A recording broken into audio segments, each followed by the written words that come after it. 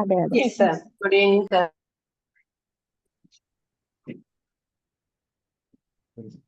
Good evening sir.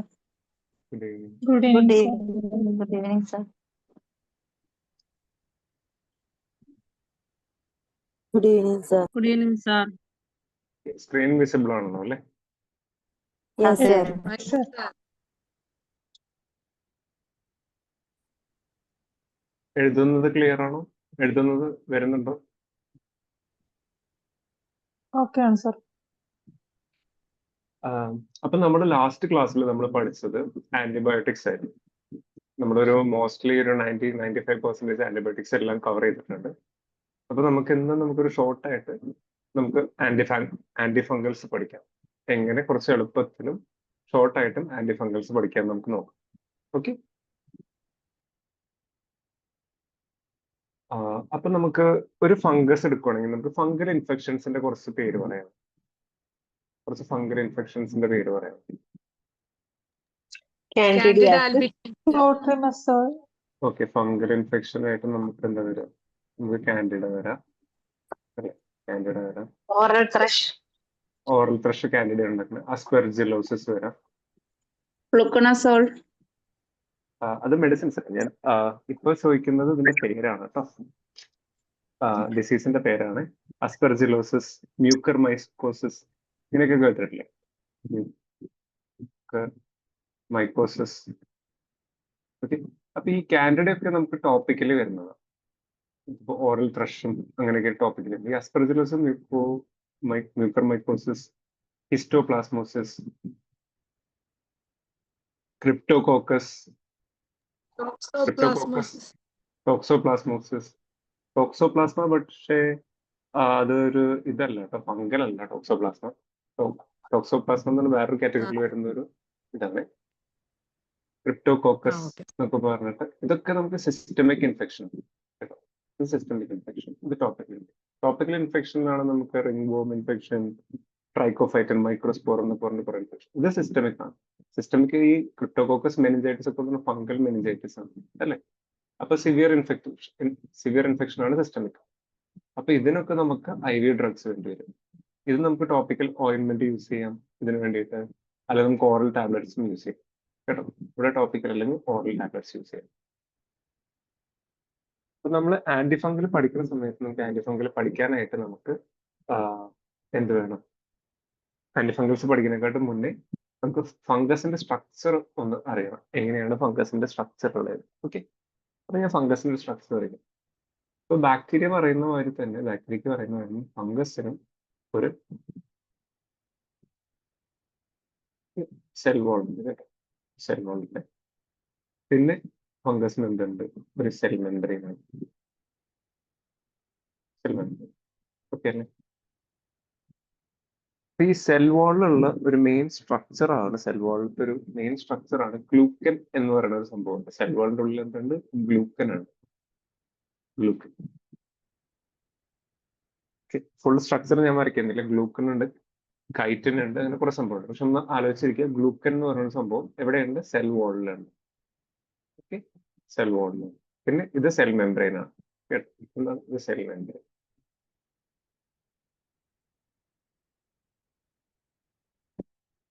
പിന്നെ ഒരു ഇതുണ്ടല്ലോ സെൽ മെംബ്രെയിൻ. അതായത് നമ്മുടെ ഫംഗസിന്റെ സെൽ മെംബ്രെയിന്റെ ഉള്ളിൽ നമുക്കിപ്പോ നമ്മൾ ഹ്യൂമൻസിന്റെ സെൽ മെംബ്രെയിൻ എടുക്കുകയാണെങ്കിൽ, ഇത് ഹ്യൂമൻസിന്റെ സെൽ മെംബ്രെയിൻ ആണെങ്കിൽ ഈ സെൽ മെംബ്രെയിൻ എപ്പോഴും ഇങ്ങനെ ഫ്ലൂയിഡ് ആയിട്ടിരിക്കണം.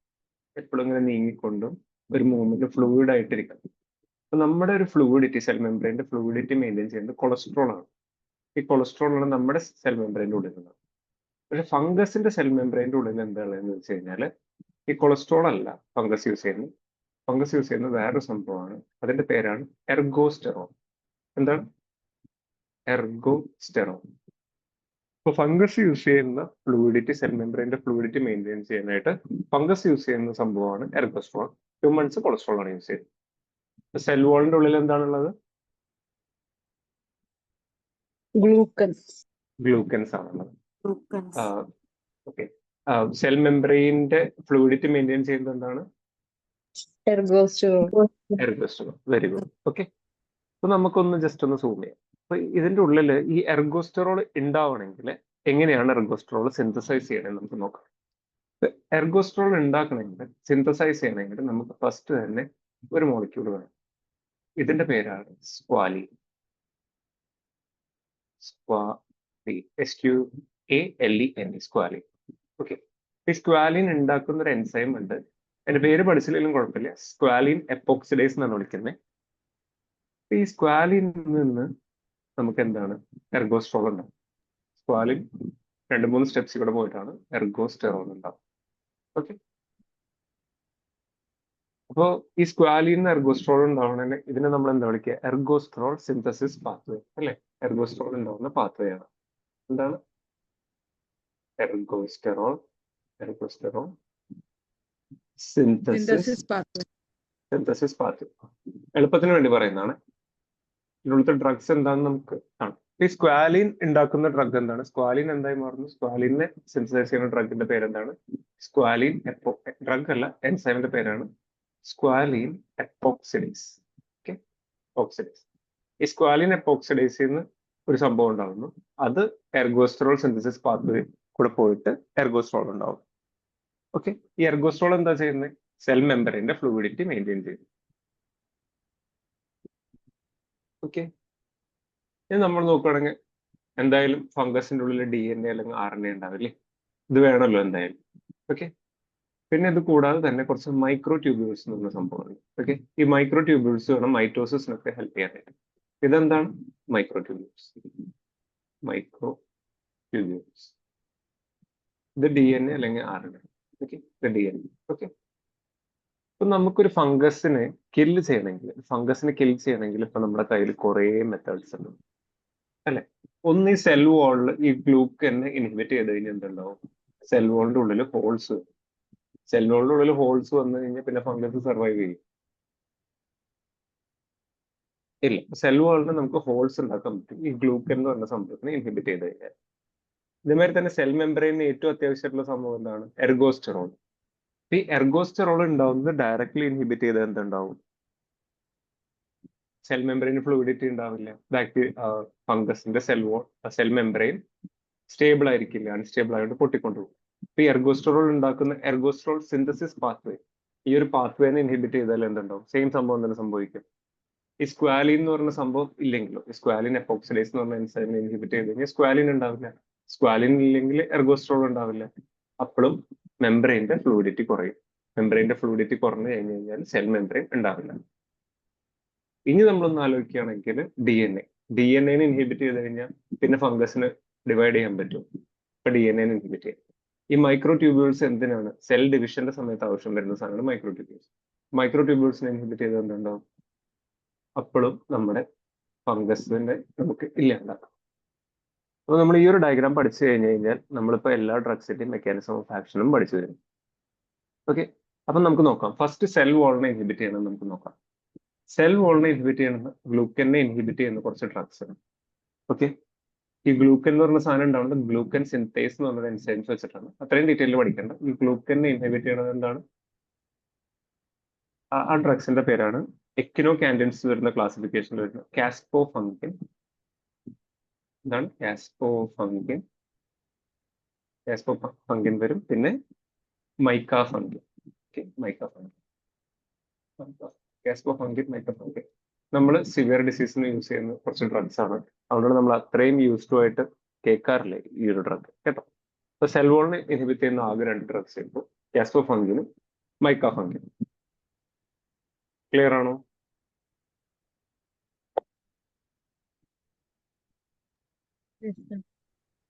Yes, sir.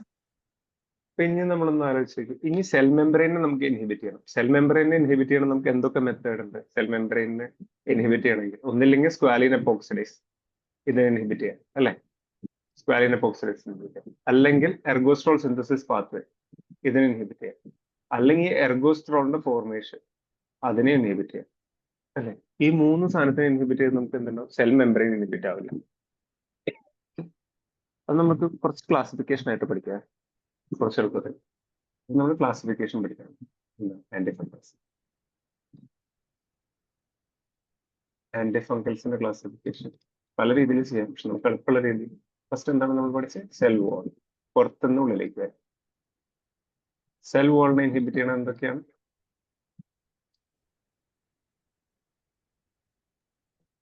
സെൽ വാളിനെ ഇൻഹിബിറ്റ് ചെയ്യുന്ന ഡ്രഗ്സ് എന്ന് പറയാമോ? നമ്മൾ പഠിച്ചില്ലേ കാസ്കോഫംഗിൻ, മാക്കോഫംഗിൻ. മൈക്കാഫംഗിൻ. എളുപ്പമാണ്. ഇനി നമ്മൾ പഠിച്ചു. ഇനി നമുക്ക് സെൽ മെംബ്രെയിൻ പഠിക്കാം. സെൽ മെംബ്രെയിൻ എളുപ്പമാണ്. Cell membrane. Cell membrane inhibit ചെയ്യണമെങ്കിൽ എന്തൊക്കെ വഴിയുണ്ട് ഒന്ന് പറയാമോ? ഒന്ന് സ്ക്വാലിൻ എപ്പോക്സിഡേസിനെ ഇൻഹിബിറ്റ് ചെയ്യും അല്ലെ? സ്ക്വാലിൻ എപ്പോക്സിഡേസിനെ ഇൻഹിബിറ്റ് ചെയ്യും. സ്ക്വാലിൻ എപ്പോക്സിഡേസിനെ ഇൻഹിബിറ്റ് ചെയ്യും. അല്ലെങ്കിൽ എർഗോസ്ട്രോൾ സിന്തസിസ് പാത്വേ. എന്താണ് എർഗോസ്റ്റെറോൾ സിന്തസിസ് പാത്വേ ഇൻഹിബിറ്റ് ചെയ്യും അല്ലെ? സിന്തസിസ് ചെയ്യുന്ന പാത്വേ ഇൻഹിബിറ്റ് ചെയ്യും. ഓക്കെ. പിന്നെ ലാസ്റ്റ് വരുന്നത് ഡയറക്ട്ലി എർഗോസ്റ്റെറോളിനെ ഇൻഹിബിറ്റ് ചെയ്യും. എർഗോസ്റ്റെറോളിനെ ഇൻഹിബിറ്റ് ചെയ്യും. സ്ക്വാലിൻ എപ്പോക്സിഡേസിനെ ഇൻഹിബിറ്റ് ചെയ്യാം, എർഗോസ്റ്റെറോൾ സിന്തസിസ് പാത്വേനെ ഇൻഹിബിറ്റ് ചെയ്യാം, ഡയറക്ട്ലി എർഗോസ്റ്റെറോളിനെ ഇൻഹിബിറ്റ് ചെയ്യാം. എളുപ്പമല്ലേ? അപ്പൊ നമുക്ക് ആലോചിക്കാം, സ്ക്വാലിൻ എപ്പോക്സിഡേസിനെ ഇൻഹിബിറ്റ് ചെയ്യുന്ന ഡ്രഗ് നമ്മൾ വളരെ കോമൺ ആയിട്ട് പണ്ട് യൂസ് ചെയ്യാറുള്ള ഒരു ഡ്രഗാണ് ടെർബിനാഫിൻ. കേട്ടോ? എന്താണ്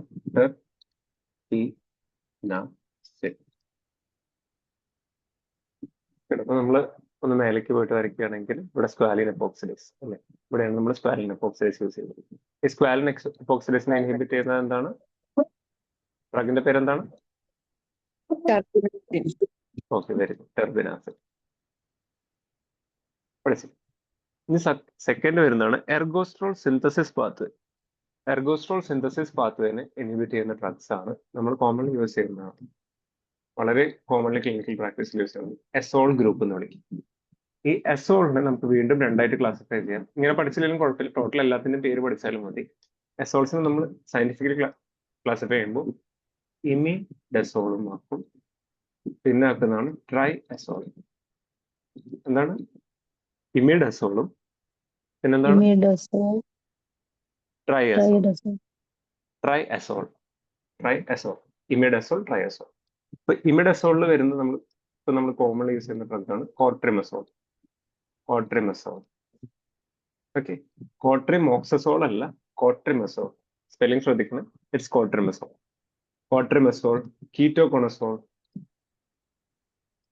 ഇത് രണ്ടുമാണ് ഇവിടെ വരുന്നത്. കോട്രിമസോളും കീറ്റോകോണസോളാണ് ഇമിഡസോൾസിൽ വരുന്നത്. ട്രയസോളിൽ വരുന്നതാണ് നമ്മൾ കോമൺലി യൂസ് ചെയ്യുന്നതാണ് ഫ്ലൂക്കോണസോൾ, ഇട്രാകോണസോൾ, വോറിക്കോണസോൾ, ഓസാകോണസോൾ. എല്ലാത്തിന്റെ പേരിൽ അസോൾസിന്റെ ലാസ്റ്റ് എസോൾ എന്ന് വരും കേട്ടോ.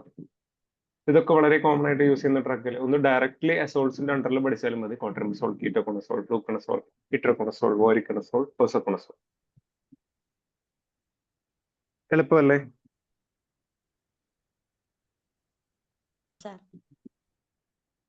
എളുപ്പമല്ലേ?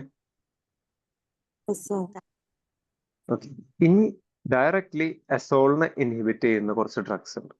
ഡയറക്ട്ലി എർഗോസ്ട്രോളിനെ ഇൻഹിബിറ്റ് ചെയ്തിട്ട് എന്താണ് സെൽ മെംബ്രെയിനിൽ എന്തുണ്ടാക്കും? സെൽ മെംബ്രെയിനെ അൺസ്റ്റേബിൾ ആക്കുന്ന ഡ്രഗ്സ് ഉണ്ട്. അതായത് ഡയറക്ട്ലി എർഗോസ്ട്രോളിനെ ഇൻഹിബിറ്റ് ചെയ്തിട്ട് പോർസ് ഉണ്ടാക്കും, സെൽ മെംബ്രെയിൻ്റെ ഉള്ളിൽ ഓട്ടകൾ ഉണ്ടാക്കും. അപ്പൊ അങ്ങനെയുള്ള രണ്ട് ഡ്രഗാണ് നമ്മൾ മെയിൻലി പഠിക്കേണ്ടതാണ്. വളരെ ഇമ്പോർട്ടൻറ്റ് ഡ്രഗ്സ് ആണ്.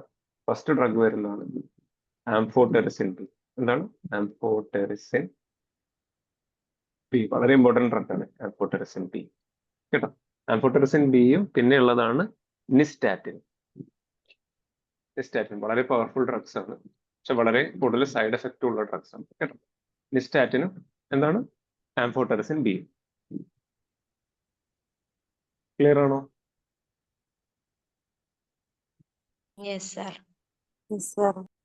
അപ്പോൾ നമ്മൾ ഈ പോയിട്ട് ഡയഗ്രാമിൽ നമ്മളൊന്ന് ഫില്ല് ചെയ്യുകയാണ്. നമ്മൾ സ്ക്വാലിനെ പഠിച്ചു. സ്ക്വാലിൻ എപ്പോക്സിഡേസിനെ ഇൻഹിബിറ്റ് ചെയ്യണത് എന്താണ്? ടെർബിനാഫിൻ. നമ്മൾ എഴുതി എർഗോസ്ട്രോൾ സിന്തസിസ് പാത്വേനെ ഇൻഹിബിറ്റ് ചെയ്യുന്ന ഡ്രഗ്സിന്റെ പേര് എന്താണെന്ന് പറയാമോ? Azole. Very good. അസോൾസിന്റെ 2 എക്സാമ്പിൾസ് നമുക്ക് എഴുതാം. Imidazole. Imidazole. Imidazole and Ketoconazole, Ketoconazole. itraconazole, etc. കേട്ടോ? Ketoconazole. voriconazole, posaconazole, etc. ഈ എർഗോസ്ട്രോളിനെ ഡയറക്ട്ലി ഇൻഹിബിറ്റ് ചെയ്തിട്ട് അതിനുള്ളിൽ ഹോൾ ഉണ്ടാക്കുന്ന ഡ്രഗ്സിന്റെ പേരെന്താണ്? രണ്ടും നല്ല പവർഫുൾ ഡ്രഗ്സ് ആണ്. Very good. ഓക്കെ, ആംഫോടെറിസിന് ഷോർട്ട് ആയിട്ടാണ് ഇതിന് ആംഫോടെറിസിൻ ഡിയും നിസ്റ്റാറ്റിനും. പിന്നെ ഇന്ത്യയിൽ ഒരു ഡ്രഗ് നമ്മുടെ ഹിന്ദുസ്ഥാൻ ആന്റിബയോട്ടിക്സ് എന്ന കമ്പനി ഇൻട്രൊഡ്യൂസ് ചെയ്തിട്ടുണ്ട്. അതിന്റെ പേരാണ് ആമൈസിൻ എന്ന് പറഞ്ഞിട്ട്. പഠിച്ചില്ലെങ്കിലും കുഴപ്പമില്ല, ഇത് രണ്ടെങ്കിലും പഠിച്ചിരിക്കണം.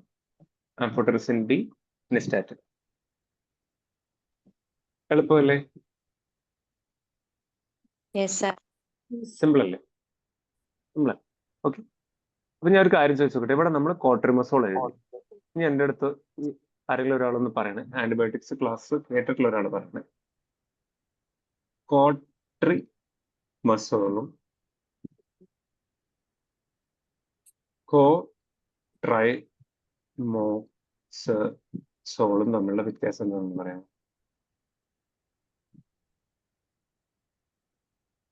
Antibacterial effect വരുന്നുണ്ടോ? ഏതാണ് ആന്റിബാക്ടീരിയൽ വരുന്നത്? Cotrimoxazole antibacterial effect, cotrimazole very good. This is antibiotic ആണ്, ഇത് ആന്റിഫംഗൽ ആണ്. ഓക്കെ, ഇത് കോട്രൈമോക്സസോൾ ആണ്. അതായത് ഇതിനുള്ള 2 ഡ്രഗ് ഉണ്ട്. എന്താണ്? സൾഫോമെക്സോസോളും എന്തായാലും നമ്മൾ പഠിച്ചിട്ടുണ്ടായിരുന്നു. Very good.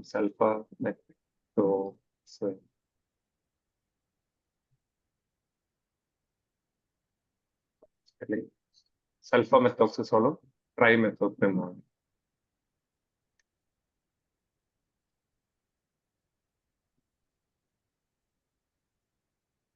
പ്ലസ് ട്രൈമെത്തോപ്രിൻ.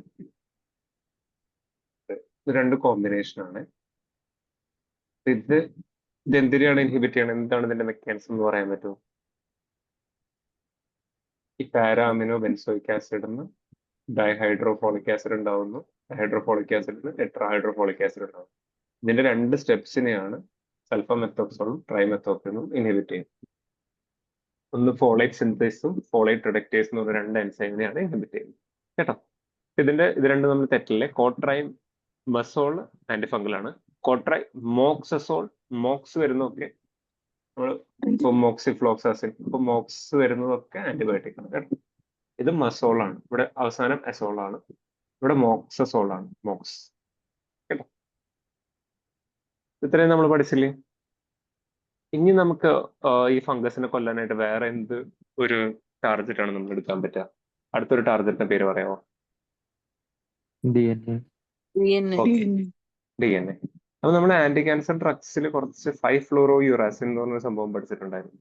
5-ഫ്ലൂറോയുറാസിൻ. ഈ 5-ഫ്ലൂറോയുറാസിൻ എന്ന് പറഞ്ഞ ഒരു ആന്റി ക്യാൻസർ ഡ്രഗ്സ് ആണ്. പക്ഷെ അതിന്റെ വേറൊരു രൂപമുണ്ട്, കുറച്ചും കൂടി സേഫ് ആയിട്ടുള്ള ഒരു രൂപമുണ്ട്, ഫ്ലൂ സൈറ്റോസിൻ എന്ന് പറഞ്ഞത്. നമ്മൾ യൂസ് ചെയ്യുന്ന ഡ്രഗ് എന്താണ്? Flucytosine. ഫ്ലൂ സൈറ്റോസിൻ എന്താണ്? ഡയറക്ട്ലി DNA ഡിസ്റപ്റ്റ് ചെയ്യും.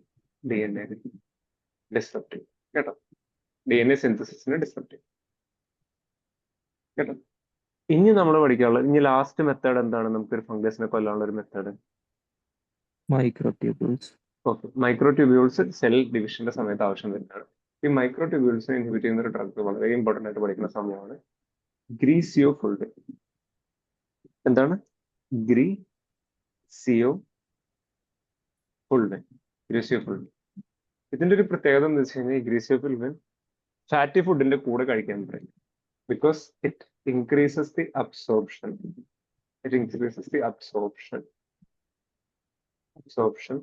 Of the antibiotic with high fatty ഫുഡിന്റെ കൂടെ കഴിച്ചു കഴിഞ്ഞാൽ ഗ്രീസ് എന്ന് പറഞ്ഞ ഫാറ്റ് അല്ലേ? അപ്പൊ ഫാറ്റി ഫുഡിന്റെ കൂടെ കഴിക്കുമ്പോൾ ഇതിന്റെ അബ്സോർപ്ഷൻ കൂടും. ഈ ഗ്രീസിയോഫുൾവിനെ പറ്റി പഠിക്കുമ്പോൾ കുറച്ചും കൂടി കാര്യങ്ങൾ പഠിക്കാനുണ്ട്. ഈ ഗ്രീസിയോഫുൾവിന്റെ കൂടെ ഇത് കഴിക്കുന്ന സമയത്ത് ഒരാൾ ആൽക്കഹോൾ കൺസ്യൂം ചെയ്യുകയാണെങ്കിൽ ഒരാൾ ഇതിന്റെ കൂടെ ആൽക്കഹോൾ കൺസ്യൂം ചെയ്യുകയാണെങ്കിൽ it produces something known as disulfiram like reaction. Disulfiram like reaction എന്ന് പറഞ്ഞു കഴിഞ്ഞാൽ disulfiram like Alcoholic Anonymous. withdrawal, ആ അതായത് ആൽക്കഹോൾ ഇപ്പോൾ നമ്മൾ യൂഷ്വലി ആൽക്കഹോളിന്റെ കൺസംഷൻ കുറയ്ക്കാനായിട്ട് നമ്മൾ കൊടുക്കുന്ന ഒരു ഡ്രഗാണ്. ഇത് ഫുഡിൽ ചേർത്ത് കൊടുത്തു കഴിഞ്ഞ് കഴിഞ്ഞാൽ പേഷ്യന്റ് ആൽക്കഹോൾ എടുക്കുമ്പോൾ വൊമിറ്റ് ചെയ്യാൻ വരും, ഹാർട്ട് റേറ്റ് കൂടുന്ന മാതിരി തോന്നും, പെട്ടെന്ന് മരിക്കാൻ പോകുന്ന മാതിരി തോന്നും. അപ്പൊ നമ്മൾ അങ്ങനെ കൊടുക്കാവുന്ന ഡ്രഗാണ് ഡൈസൾഫിറാൻ. പക്ഷെ ഗ്രീസിയോഫിലിന്റെ കൂടെ നമ്മൾ ആൽക്കഹോൾ കഴിച്ചു കഴിഞ്ഞാലും അങ്ങനെ തോന്നും, ഡൈസൾഫിറാൻ ലൈക്ക് റിയാക്ഷൻ തോന്നും. വേറെ ഏത് ഡ്രഗ്സ് ഒക്കെയാണ് നമുക്ക് ഈ ഡൈസൾഫിറാൻ ലൈക്ക് റിയാക്ഷൻ ഉണ്ടാക്കുന്നത്? കോമൺലി യൂസ് ചെയ്യുന്ന ഒരു ഡ്രഗ് ആണ്, പേരെന്ന് പറയാമോ?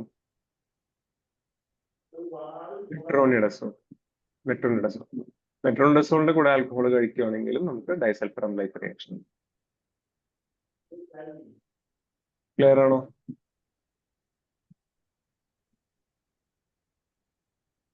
ഓക്കെ, നമുക്ക് ഇതിന്റെ സൈഡ് എഫക്ട്സ് കൂടി പഠിക്കാം. ഗ്രീസിയോഫിലിന്റെ സൈഡ് എഫക്ട് ഒന്ന്, it can cause disulfiram like reaction, അത് പഠിച്ചു. പിന്നെ ഇതിനുള്ളത് എന്താണെന്ന് വെച്ച് കഴിഞ്ഞാൽ നമുക്ക് ഇതിന് പെരിഫറൽ ന്യൂറൈറ്റിസ് ഉണ്ടാക്കാം. അതായത് നമ്മുടെ പെരിഫറൽ ന്യൂറൈറ്റിസ് എന്ന് പറഞ്ഞു കഴിഞ്ഞാൽ നമുക്ക് കാലിലും കയ്യിലൊക്കെ നമുക്ക് ടിംഗ്ലിങ്ങും പിൻസ് ആൻഡ് നീഡിൽ സെൻസേഷൻ ഒക്കെ വരും. അതായത് പെരിഫറൽ നെർവ്സിനെ എഫക്ട് ചെയ്യുന്നതുകൊണ്ടാണ്. ഇപ്പൊ ഡയബറ്റീസ് ഉള്ള ആൾക്കാർക്ക് നമുക്ക് പിൻസ് ആൻഡ് നീഡിൽ സെൻസേഷൻ അല്ലെങ്കിൽ ഗ്ലൗ ആൻഡ് സ്റ്റോക്കിംഗ് ന്യൂറോപ്പതി എന്ന് പറയുന്ന മാതിരി നമുക്ക് ന്യൂറോപ്പതി ഉണ്ടാവും, പെരിഫറൽ ന്യൂറൈറ്റിസ് കേട്ടോ. പിന്നെ എന്തുണ്ടാവും? വെർട്ടിഗോ ഉണ്ടാവും, തലകറക്കം വരാം ഈ ഒരു ടാബ്ലറ്റ് കഴിക്കും. അപ്പോൾ അത് ശ്രദ്ധിക്കേണ്ട കാര്യമാണ്. ഗ്രീസിയോഫിലിനെ പറ്റിയിട്ട് ജസ്റ്റ് ഒരു സമ്മറി. ഇനി നമ്മൾ ഓരോരോ ഡ്രഗ്സിനെ പറ്റി നമുക്ക് ഡീറ്റെയിൽസ് അറിയാം. അപ്പോൾ ക്ലാസിഫിക്കേഷൻ നമ്മുടെ കംപ്ലീറ്റ് ആയിട്ടില്ലല്ലോ, ക്ലാസിഫിക്കേഷൻ നമുക്കൊന്ന് കംപ്ലീറ്റ് ചെയ്യും. ഓക്കെ, ഇപ്പൊ ആന്റിഫാംഗൽസ് എങ്ങനെയാണ് ക്ലാസിഫൈ ചെയ്യുന്നത്? സെൽ വാളിനെ ഇൻഹിബിറ്റ് ചെയ്യുന്നത് കാസ്പോഫംഗിനും മൈക്കഫംഗിനും, സെൽ മെംബ്രെയിൻ ഇൻഹിബിറ്റ് ചെയ്യുന്ന squalene epoxidase, ergosterol synthesis pathway and എർഗോസ്ട്രോളിനെ ഡയറക്ട്ലി ഇൻഹിബിറ്റ് ചെയ്യുന്ന മതി. പിന്നെ നമ്മൾ അടുത്ത മെത്തേഡിൽ നമ്മൾ എന്തായിരുന്നു ഇവിടെ പഠിച്ചത്? ഒന്ന് ഗ്രീസിയോഫെൽവിൻ നമ്മൾ പഠിച്ചു. ഗ്രീസിയോഫെൽവിൻ സ്പിൻഡിൽ മൈറ്റ് ഈ എന്താ പറയാ മൈക്രോ ട്യൂബ്യൂൾസിനെ ഇൻഹിബിറ്റ് ചെയ്യും. ഇതല്ലാണ്ട് നമുക്കുള്ള ഒരു മെത്തേഡ് എന്തായിരുന്നു? DNA ഇൻഹിബിറ്റ് ചെയ്യുന്ന കുറച്ച് ഡ്രഗ്സ് കൂടി ഉണ്ടായിരുന്നു അല്ലേ? അപ്പൊ DNA ഇൻഹിബിറ്റ് ചെയ്യുന്ന ഡ്രഗ്സിന്റെ പേരെന്താണ്? ഫ്ലൂസൈറ്റോസിൻ കേട്ടോ, ഫ്ലൂസൈറ്റോസിൻ. 5-ഫ്ലൂറോയുറാസിന്റെ ഒരു അനലോഗ് ആണ്. ഈ ഫ്ലൂസൈറ്റോസിൻ കൊടുത്തു കഴിഞ്ഞാൽ അത് 5-ഫ്ലൂറോയുറാസിലും മാരിയായി മാറും ബോഡിയിൽ, എന്നിട്ടാണ് അതിന്റെ ആക്ഷൻ നടക്കുന്നത്. അപ്പൊ ഒന്ന് ആലോചിച്ച് നോക്കിയേ, ഈ 5-ഫ്ലൂറോയുറാസിൻ എന്ന് പറഞ്ഞു കഴിഞ്ഞാൽ ഒരു ആന്റി ക്യാൻസർ ഡ്രഗ് അല്ലേ? അപ്പോ ഫ്ലൂസൈറ്റോസിനും ആ ഒരു ആന്റി ക്യാൻസർ ഡ്രഗ്സിന്റെ കുറച്ച് സൈഡ് എഫക്ട് ഉണ്ടാവും. അതൊക്കെ എന്താണ്? നമുക്ക് ചിലപ്പോൾ മുടികൊഴിച്ചിൽ വരാം കേട്ടോ, അലോപീഷ്യ, മുടികൊഴിച്ചിൽ വരാം. പിന്നെന്താ വരാൻ പറ്റുക? അലോപീഷ്യ വരാം. ബോൺ മാരോ സപ്രഷൻ വരാം. ബോൺ മാരോ സപ്രഷൻ വന്നു കഴിഞ്ഞാൽ എല്ലാ കൗണ്ട്സും കുറയില്ലേ? ബോൺ മാരോ സപ്രഷൻ വന്നു കഴിഞ്ഞാൽ ലൂക്കോസൈറ്റോസിസ് വരാം, അനീമിയ വരാം, പ്ലേറ്റ്ലെറ്റിന്റെ ത്രോംബോസൈറ്റോപീനിയ വരാം. Anaemia, leucocytopenia, thrombocytopenia, bone marrow suppression. ഇത്രയും ക്ലിയർ ആണോ?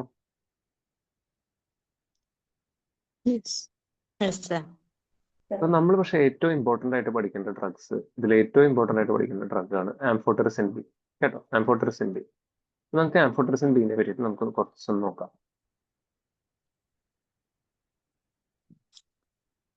പഠിക്കേണ്ട ഡ്രഗാണ് amphotericin B. Amphotericin B usually water soluble അല്ല കേട്ടോ. അപ്പോൾ ആംഫോടെറിസിൻ ബിന്റെ കുറെ പ്രിപ്പറേഷൻസ് ഉണ്ട്, നമുക്ക് കുറെ പ്രിപ്പറേഷൻസ് കിട്ടും. അപ്പൊ നമ്മൾ എല്ലാവരും കേട്ടിട്ടുണ്ടാവും കുറെ പ്രിപ്പറേഷൻസ് വേണ്ടിയിട്ട്.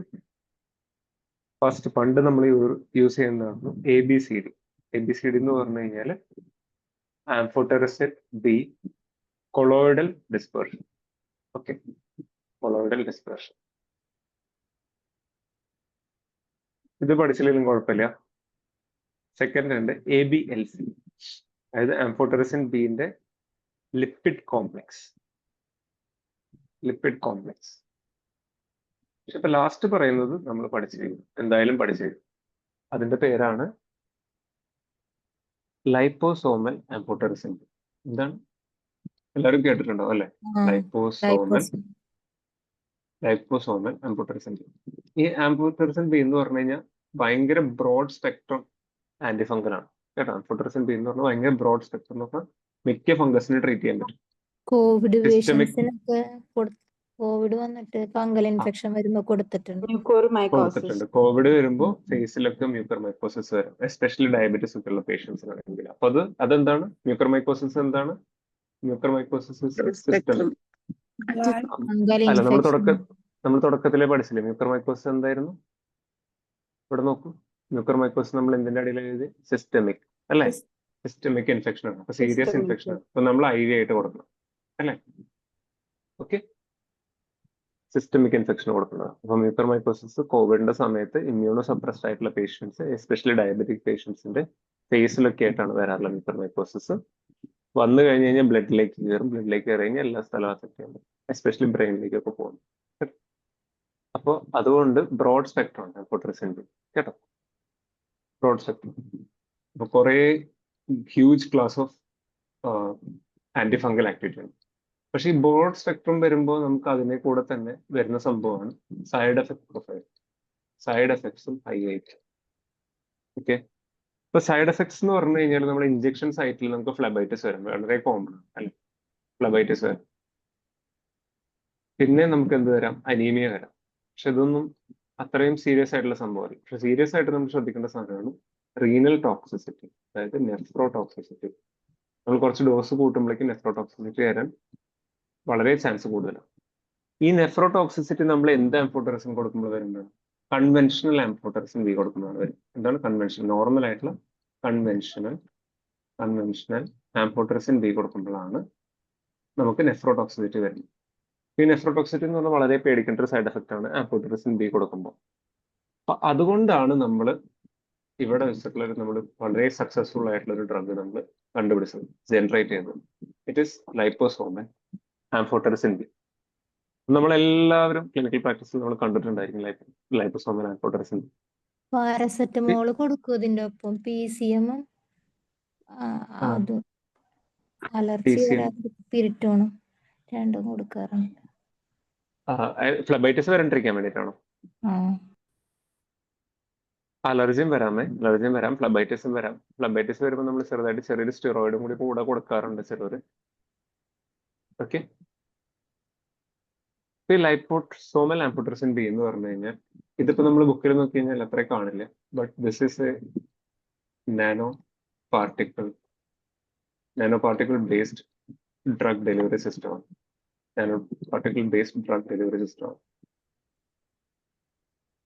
Drug delivery system. ഇപ്പൊ ഈ നാനോ പാർട്ടിക്കിൾസ് എന്ന് പറഞ്ഞാൽ ഈ ലൈപ്പോസോംസ് എന്ന് പറഞ്ഞാൽ ചെറിയ പാർട്ടിക്കിൾസ് ആണ് കേട്ടോ, വളരെ നാനോ പാർട്ടിക്കിൾസ് ആണ്. ഇതിന്റെ ഉള്ളിലാണ് ഡ്രഗ് ഇരിക്കുന്നത്, ഈ നാനോ പാർട്ടിക്കിൾസിന്റെ ഉള്ളിൽ. ഈ nano particle based drug delivery system എന്ന് വെച്ച് കഴിഞ്ഞാൽ നമുക്ക് ഇതിന്റെ പ്രത്യേകത വെച്ച് കഴിഞ്ഞാൽ ടാർഗറ്റിലേക്ക് പോകും നേരെ. ഇപ്പൊ ഫംഗസ് എവിടെയാണ്, ഇപ്പൊ ഇത് ഫംഗസ് ആണെങ്കിൽ ഈ ഫംഗസിന്റെ അടുത്ത് പോയിട്ട് ഡയറക്ട്ലി ഫംഗസിന്റെ ഉള്ളിലേക്ക് ഇത് ഡെലിവറി കേട്ടോ. അല്ലാണ്ട് ഇപ്പൊ കിഡ്നിയിലേക്ക് പോകുമ്പോൾ സാധാരണ ആംഫോടെറിസിൻ ബി കിഡ്നിയുടെ ഉള്ളിലേക്ക് ചെല്ലുമ്പോഴാണ് പ്രശ്നം ഉണ്ടാവുന്നത്. പക്ഷെ ഇത് ലൈപ്പോസോമിന്റെ ഉള്ളിലായതുകൊണ്ട് ഈസിലി ഫിൽറ്റേർഡ് ആവാൻ പറ്റും. അപ്പൊ കിഡ്നീനെ എഫക്ട് ചെയ്യില്ല. അപ്പൊ എന്തായിരിക്കും? റീനൽ ടോക്സിസിറ്റി, അതായത് റീനൽ ടോക്സിസിറ്റി വളരെ കുറവായിരിക്കും കേട്ടോ. ഡയറക്ട്ലി ടാർഗറ്റിന്റെ അടുത്തേക്ക് പോയിട്ട് ഡെലിവറി ചെയ്യുന്ന സിസ്റ്റമാണ്. അപ്പൊ ലൈപ്പോസോമൽ ആംഫോടെറിസിൻ ബി ഒരു nano particle based drug delivery സിസ്റ്റമാണ് കേട്ടോ. കുറച്ച് കോസ്റ്റ്ലി ആണ്, കൺവെൻഷണൽ ആംഫോടെറിസിൻ ബി വെച്ച് നോക്കുമ്പോൾ ലൈപ്പോസോമൽ കുറച്ച് കോസ്റ്റ്ലി ആണ്. പക്ഷെ സൈഡ് എഫക്ട്സ് കുറവായിരിക്കും. നമുക്ക് ഡോസ് കൂട്ടി കൊടുക്കാൻ പറ്റും, ടാർഗറ്റിലേക്ക് കൊണ്ട് ഡെലിവറി ചെയ്യാം. അതാണ് ഇതിന്റെ യൂസസ്. ക്ലിയർ ആണോ? Yes sir. ഓക്കെ, ഇനി നമ്മൾ അസോൾസ് പഠിച്ചില്ലേ? അസോൾസ് എവിടെയാണ് അസോൾസ് പഠിച്ചത്? കോട്രിമസോൾ, കീറ്റോകോണസോൾ, ഇമിഡസോൾ എല്ലാം പഠിച്ചില്ലേ? ഇതിൽ ഏറ്റവും ടോക്സിക് ആയിട്ട് വരുന്ന ഡ്രഗ് ആണ് കീറ്റോകോണസോൾ. It's most toxic. പക്ഷെ നമ്മൾ വളരെ കൂടുതലായിട്ട് യൂസ് ചെയ്യാറുണ്ട്. ഷാംപൂലുണ്ട്. ഫംഗൽ ഇൻഫെക്ഷൻ വരുമ്പോൾ സിസ്റ്റമാറ്റിക് ടാബ്ലറ്റ്സിനെക്കാട്ടും കൂടുതലും നമ്മൾ കണ്ടിട്ടുള്ളത് എന്താണ്? കീറ്റോകോണസോൾ നമ്മൾ ഒന്ന് ഷാംപൂല് യൂസ് ചെയ്യും, അല്ലെങ്കിൽ ക്രീംസ് ആയിട്ടാണ് യൂസ് ചെയ്യുന്നത്. കാരണം ഇത് ടോക്സിക് ആണ്. ഇത് എന്താ സംഭവം എന്ന് വെച്ച് കഴിഞ്ഞാൽ ഇത് നമ്മുടെ അഡ്രിനൽ കോർട്ടെക്സ് ഉണ്ടല്ലോ, ഇത് കിഡ്നി ആണെങ്കിൽ കിഡ്നിയുടെ നേരെ അഡ്രിനൽ കോർട്ടെക്സ് ഉണ്ട്. ഈ അഡ്രിനൽ കോർട്ടെക്സ് ആണ് നമ്മുടെ ഫീമെയിൽസിൽ ടെസ്റ്റോസ്റ്ററോൺ ഉണ്ടാക്കുന്നത്, സ്റ്റിറോയിഡ് ഹോർമോൺസ് ഉണ്ടാക്കുന്നത് കേട്ടോ. ഇതാണ് സ്റ്റിറോയിഡ് ഹോർമോൺസ് ഉണ്ടാക്കുന്നത്. സ്റ്റിറോയിഡ് ഹോർമോൺസിൽ വരുന്നതാണ് ടെസ്റ്റോസ്റ്ററോൺ, ഈസ്ട്രോജൻ. എന്തൊക്കെയാണ്? Oestrogen, testosterone. അപ്പൊ ഇതെടുത്തു കഴിഞ്ഞു കഴിഞ്ഞാൽ എന്താ പ്രശ്നം എന്ന് വെച്ച് കഴിഞ്ഞാല് ഫീമെയിൽസിൽ ടോക്സിസിറ്റി എന്താണ്? സ്റ്റിറോയിഡ് ഹോർമോൺ സിന്തസിസിനെ ഇൻഹിബിറ്റ് ചെയ്ത് കഴിഞ്ഞാൽ ഈസ്ട്രോജനും കുറയും, ടെസ്റ്റോസ്റ്ററോണും കുറയും. അവർക്ക് എന്തുണ്ടാവും? മെൻസ്ട്രൽ, ഫീമെയിൽസിൽ മെൻസ്ട്രൽ അബ്നോർമാലിറ്റീസ് ഉണ്ടാവാം. ഇതിൽ കുറച്ച് ടെസ്റ്റോസ്റ്ററോൺ ഉണ്ടാവും. ഹലോ, എന്താണ്? ഈ ടോപ്പിക്കൽ ആപ്ലിക്കേഷൻ സൈഡ് എഫക്ട് തന്നെയാണ് ഈ കീറ്റോകോണസോളിന്റെ ഇത് വരുന്ന മെൻസ്ട്രൽ അബ്നോർമാലിറ്റീസ്? അതുകൊണ്ടാണ് നമ്മൾ ടോപ്പിക്കൽ കൊടുക്കുന്നത്. ടോപ്പിക്കൽ കൊടുക്കുമ്പോൾ അധികം സിസ്റ്റമിക്കിലേക്ക് കയറില്ലല്ലോ. ഓറൽ കൊടുത്താലാണ് കൂടുതൽ സിസ്റ്റമിലേക്ക് വരും. മനസ്സിലാവുന്നുണ്ട്? പക്ഷെ കുറെ നാൾ യൂസ് ചെയ്ത് കഴിഞ്ഞാൽ ഇത്ര പ്രശ്നവും വരാം. കാരണം ടോപ്പിക്കൽ നമ്മളിപ്പോ സ്കിന്നിൽ കൊടുക്കുകയാണെന്ന് വിചാരിക്കാം.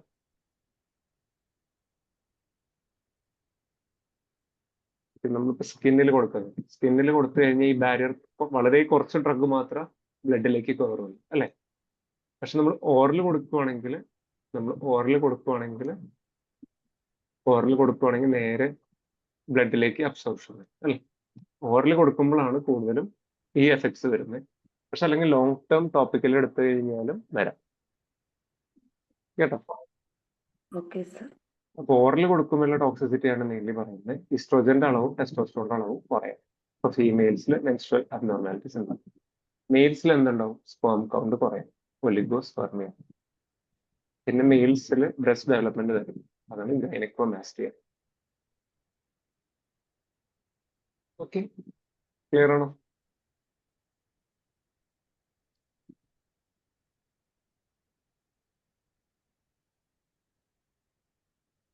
പിന്നെ ഇട്രകൊണസോൾ, വോറിക്കൊണസോൾ, പോസോകൊണസോൾ ഒക്കെ നമ്മൾ ഇതും എന്താണ് ചെയ്യുന്നത്? ഇതും ഡിസെമിനേറ്റഡ് കാൻഡിഡിയാസിസ് ഫോർ എക്സാമ്പിൾ. എന്താണ് ഡിസെമിനേറ്റഡ് എന്ന് പറഞ്ഞാൽ വളരെ സ്പ്രെഡ് ആയിട്ടുള്ള കാൻഡിഡിയാസിസ്.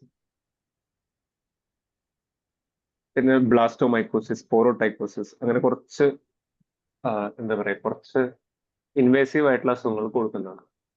പക്ഷെ ഈ പോസോകൊണസോൾ ഉണ്ടല്ലോ, ഈ പോസോകൊണസോളിന് ഒരു സൈഡ് എഫക്ട് ഉണ്ട്. അതിനൊരു വിഷ്വൽ ആൻഡ് ഓഡിറ്ററി ഡിസ്റ്റർബൻസസ് ഉണ്ടാകും.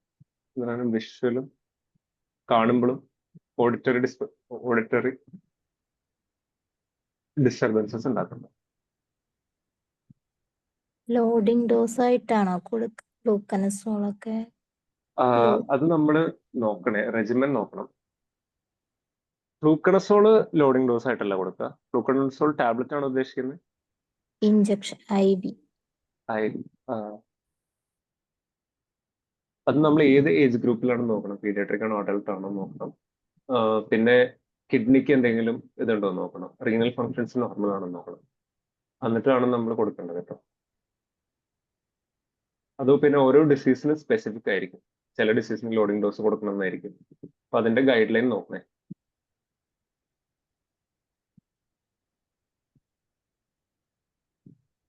Okay,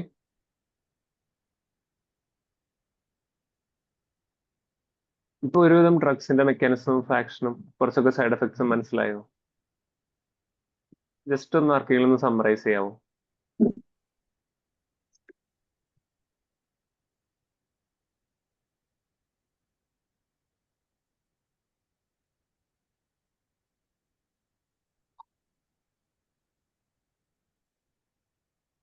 summarise ചെയ്യാവോ?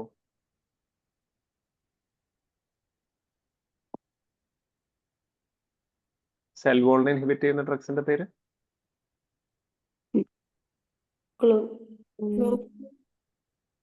കാസ്പോഫംഗിൻ,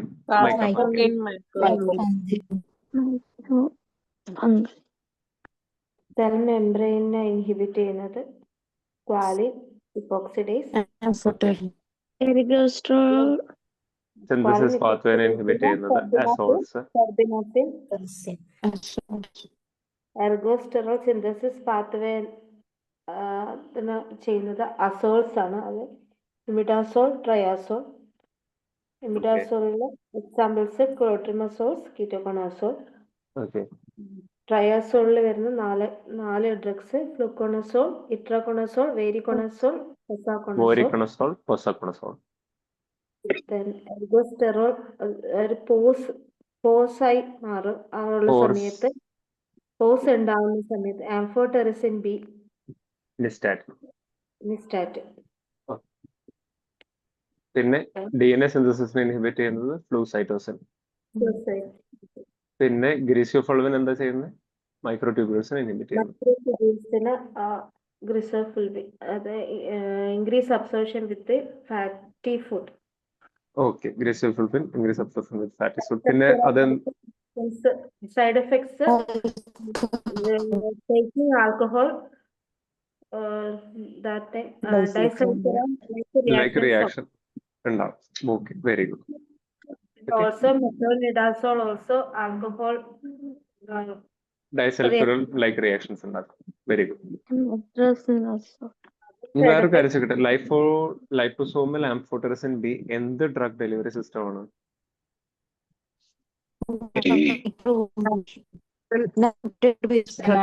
nano particle based delivery drug delivery system. അതിന്റെ യൂസ് എന്താണ്? Nanoparticle based drug delivery സിസ്റ്റത്തിന്റെ nephrotoxicity can be avoided. Okay, nephrotoxicity കുറവായിരിക്കും, ഡോസ് കൂട്ടാൻ പറ്റും, ഡയറക്ട്ലി ഫംഗസിലേക്ക് കൊടുക്കാൻ പറ്റും. കുറെ ആന്റി ക്യാൻസർ ഡ്രഗ്സ് ഇപ്പോൾ വരുന്നുണ്ട് നാനോ പാർട്ടിക്കിൾ ബേസ്ഡ് ആയിട്ട്. ഓക്കെ, ഇനി തന്നെ വളരെ കോമൺ ആയിട്ട് ഇപ്പോൾ എക്സാംസിനൊക്കെ ചോദിക്കാറുള്ള സംഭവമാണ്, പണ്ടും കൂടുതൽ യൂസ് ചെയ്യുന്ന സംഭവമാണ്. എന്താണ് വൈറ്റ് ഫീൽഡ്സ് ഓയിൽമെന്റ്? വിറ്റ്ഫീൽഡ്സ് ഓയിൽമെന്റ്. പണ്ട് ചുണങ്ങിന് കൊടുക്കാൻ. അതെ, വിറ്റ്ഫീൽഡ്സ് ഓയിൽമെന്റ്. ഇതിന്റെ കണ്ടന്റ് എന്ന് പറയാമോ?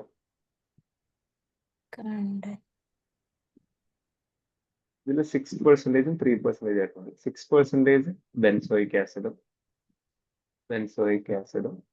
പിന്നെ 3% സാലിസിലിക് ആസിഡാണ് ഇതിന്റെ കണ്ടന്റ്. സാലിസിലിക് ആസിഡ് എന്താണ്?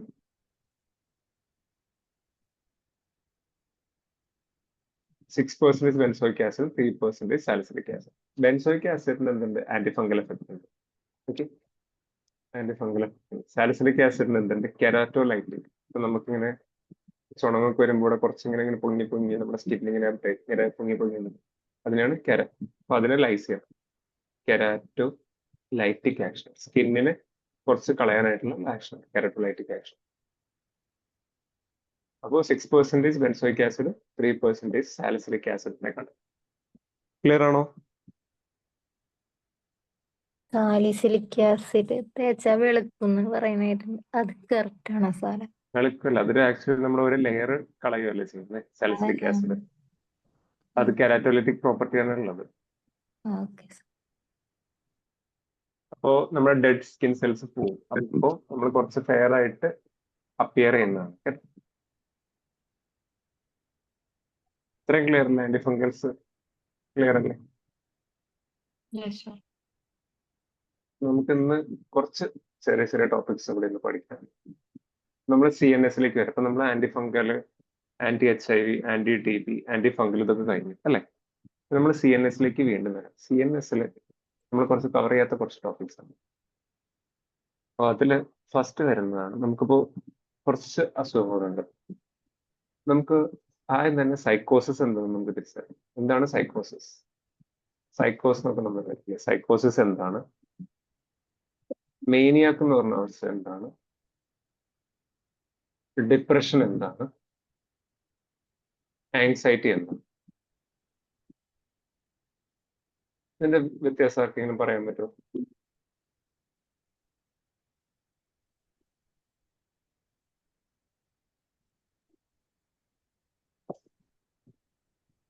ഡിപ്രഷൻ നമുക്കറിയാം, ഒന്നിനോടൊരു ഇൻട്രസ്റ്റ് ഉണ്ടാവില്ല, ചിലപ്പോൾ ഒരുപാട് നേരം കിടന്നുറങ്ങും, ചിലപ്പോൾ ആർക്കും സംസാരിക്കില്ല, ചിലപ്പോൾ ഒരുപാട് ഫുഡ് കഴിക്കും. വിഷാദരവും അല്ല, ആങ്സൈറ്റി എന്ന് പറഞ്ഞാൽ എല്ലാത്തിനെ കുറിച്ച് സ്ട്രെസ് ആയിക്കൊണ്ടിരിക്കും, അതാണ് ആങ്സൈറ്റി. പക്ഷെ ഇത് രണ്ടുമാണ് നമ്മൾ പഠിക്കുന്നത്. ഈ സൈക്കോസിസ് എന്ന് പറഞ്ഞു കഴിഞ്ഞാൽ സൈക്കോസിന് എന്താ പ്രശ്നം എന്ന് വെച്ച് കഴിഞ്ഞാൽ, സൈക്കോസിസ് ഉണ്ടാവുന്നത് അവർക്ക് ഹാലൂസിനേഷൻസ് ഉണ്ടാവും. Yes, very good. ഹാലൂസിനേഷൻസ് ഉണ്ടാവും, ഡെലൂഷൻസ് ഉണ്ടാവും. ഹാലൂസിനേഷൻ എന്ന് പറഞ്ഞാൽ എന്താണ്? ഇല്ലാത്തൊരു ഇല്ലാത്ത സാധനം ഉണ്ട്. എന്നുള്ളത് ആര് ഇല്ലാത്തൊരു The സാധനം ഉണ്ട് എന്ന് തോന്നുന്നു. perception disorder without actual stimuli. Yes, stimuli ഇല്ലാണ്ട് നമ്മൾ ഒരു സ്റ്റിമുലസ് ഇല്ലാണ്ട് നമ്മൾ ഒരാളെ കാണും, അല്ലെങ്കിൽ സ്റ്റിമുലസ് ഇല്ലാണ്ട് ഒരു സംഭവം നമ്മൾ കാണും. ഇപ്പൊ ഹാലുസിനേഷൻസ് രണ്ട് ടൈപ്പ് ഉണ്ട്, ഓഡിറ്ററി ഉണ്ട്, വിഷ്വൽസ്. വിഷ്വൽ എന്നാലും നമുക്ക് Visual. സ്റ്റിമുലസ് ഇല്ലാണ്ട് ഒരു സംഭവം കേൾക്കാം, അല്ലെങ്കിൽ സ്റ്റിമുലസ് ഇല്ലാണ്ട് ഒരു സംഭവം കാണാം. അതാണ് ഹാലുസിനേഷൻ. ഡെലൂഷൻ എന്ന് പറഞ്ഞാൽ എന്താണ്? False False belief belief. ആയിരിക്കും. ആ. അത് നമുക്ക് തിരുത്താൻ ഉം. പറ്റില്ല patient okay, That false must be belief corrected. ആയിരിക്കും. പേഷ്യന്റിന് ഒരു സ്ട്രോങ് ബിലീഫ് ഉണ്ടായിരിക്കും. നമ്മളൊരു പ്രൂഫ് കൊടുത്താലും പേഷ്യന്റ് വിശ്വസിക്കില്ല, കാര്യമില്ല. പേഷ്യന്റിന് ഒരു ഭയങ്കര ഉറച്ച വിശ്വാസമാണ്.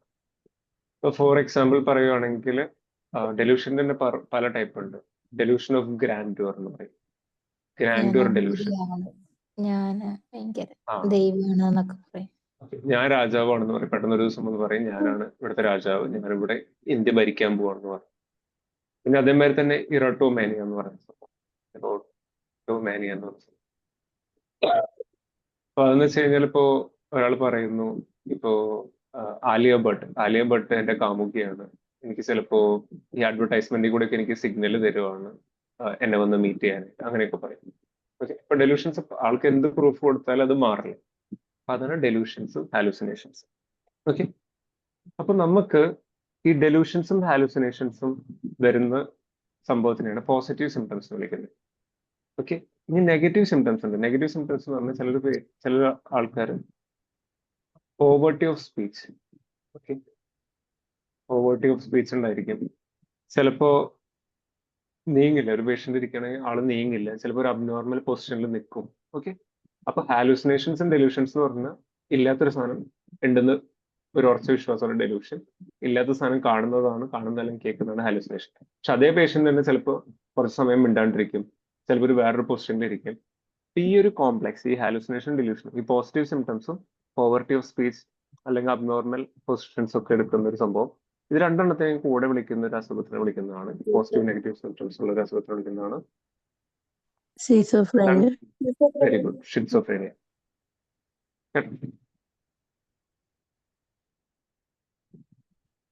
ഷിറ്റ്സോഫ്രീനിയ. Okay, schizophrenia. ഷിറ്റ്സോഫ്രീനിയക്ക് നമ്മൾ കൊടുക്കേണ്ട ഡ്രഗ്സിന്റെ പേരാണ് നമ്മൾ പഠിക്കാൻ പോകുന്നത്. ഇപ്പൊ ഷിറ്റ്സോഫ്രീനിയ നമുക്ക് പഠിക്കാം. ഈ മേനിയാക്ക് എന്ന് പറഞ്ഞ സംഭവം എന്ന് വെച്ച് കഴിഞ്ഞാൽ ആള് ഭയങ്കര ഹൈ എനർജി ആയിരിക്കും. ഓക്കെ, വേറൊരു കണ്ടീഷനാണ്, ഭയങ്കര ഹൈ എനർജിയാണ്. അവർക്ക് തോന്നും എന്തും പോസിബിൾ ആണ്, ഭയങ്കര മോട്ടിവേഷൻ ആണ്, എന്തും പോസിബിൾ ആണ്. പക്ഷെ പഠിക്കാനൊക്കെ പെട്ടെന്ന് പഠിക്കും. ചിലപ്പോൾ കാലത്ത് 4 മണിക്ക് എണീറ്റിട്ട് യോഗ ചെയ്ത് കഴിഞ്ഞിട്ട് ഓടാൻ പോയി കഴിഞ്ഞിട്ട് ജിമ്മിൽ പോയി കഴിഞ്ഞിട്ട് കുറെ ആൾക്കാരുടെ അടുത്ത് മോട്ടിവേഷൻ കോഴ്സ് പറയും. അപ്പൊ അങ്ങനെ ഹൈ എനർജി സ്റ്റേറ്റിൽ നിൽക്കുന്ന ഒരു സംഭവമാണ് മാനിയ. ഡിപ്രഷൻ എന്ന് പറഞ്ഞു കഴിഞ്ഞാൽ നേരെ ഒന്നും ചെയ്യാൻ പറ്റില്ല, ഇമോഷൻസിനോടൊന്നും ഇഷ്ടമില്ല, ഒന്നും ചെയ്യാൻ തോന്നുന്നില്ല, ഭയങ്കര വിഷമം, ഡിപ്രഷൻ. ഇപ്പൊ ഈ മേനിയാക്കും ഡിപ്രഷനും കൂടി ഒരുമിച്ച് വരുന്നുണ്ട്. കുറച്ചു കാലം മേനിയാക് ഫേസിൽ, ചിലപ്പോൾ ഒരു 3 മാസം അല്ലെങ്കിൽ ഒരു 6 മാസം ഡിപ്രഷനിൽ പോകും. അങ്ങനെ ഒരു സൈക്കിളിൽ പോകുന്ന ഒരു അസുഖത്തിനെയാണ് നമ്മൾ വിളിക്കുന്നത് Bipolar. Bipolar. BPAD, bipolar affective disorder, അല്ലെ?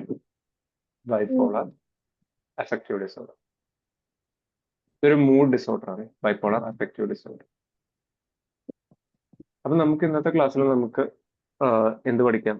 സൈക്കോസിനുള്ള മരുന്ന്, ആന്റിസൈക്കോട്ടിക്സ് പഠിക്കാം, ഡ്രഗ്സ് ഫോർ ബൈപോളർ ഡിസോർഡർ പഠിക്കാം, drugs used in depression and drugs used in anxiety പഠിക്കാം. ഓക്കെ, ഇത് ക്ലിയർ ആണല്ലോ അല്ലേ?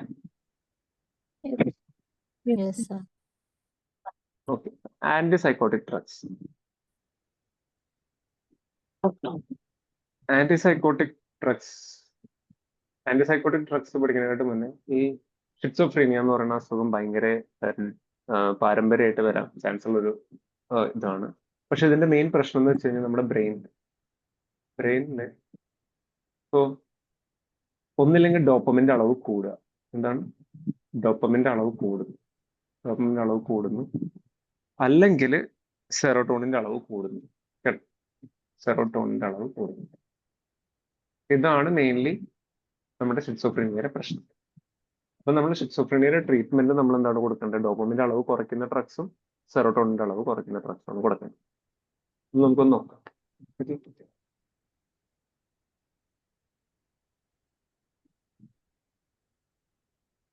Anti psychotics. ആന്റിസൈക്കോട്ടിക്സിൽ നമുക്ക് രണ്ടായിട്ട് ക്ലാസ്. ഒന്ന് വരുന്നതാണ് ടിപ്പിക്കൽ ആന്റിസൈക്കോട്ടിക്സ്. ടിപ്പിക്കൽ സിമ്പിൾ ആയിട്ട് ക്ലാസ് ചെയ്യാം. അതിൽ ടിപ്പിക്കലിൽ വരുന്നത് എന്തൊക്കെയാണ്? എന്താണ്? ക്ലോർപ്രോമസിൻ,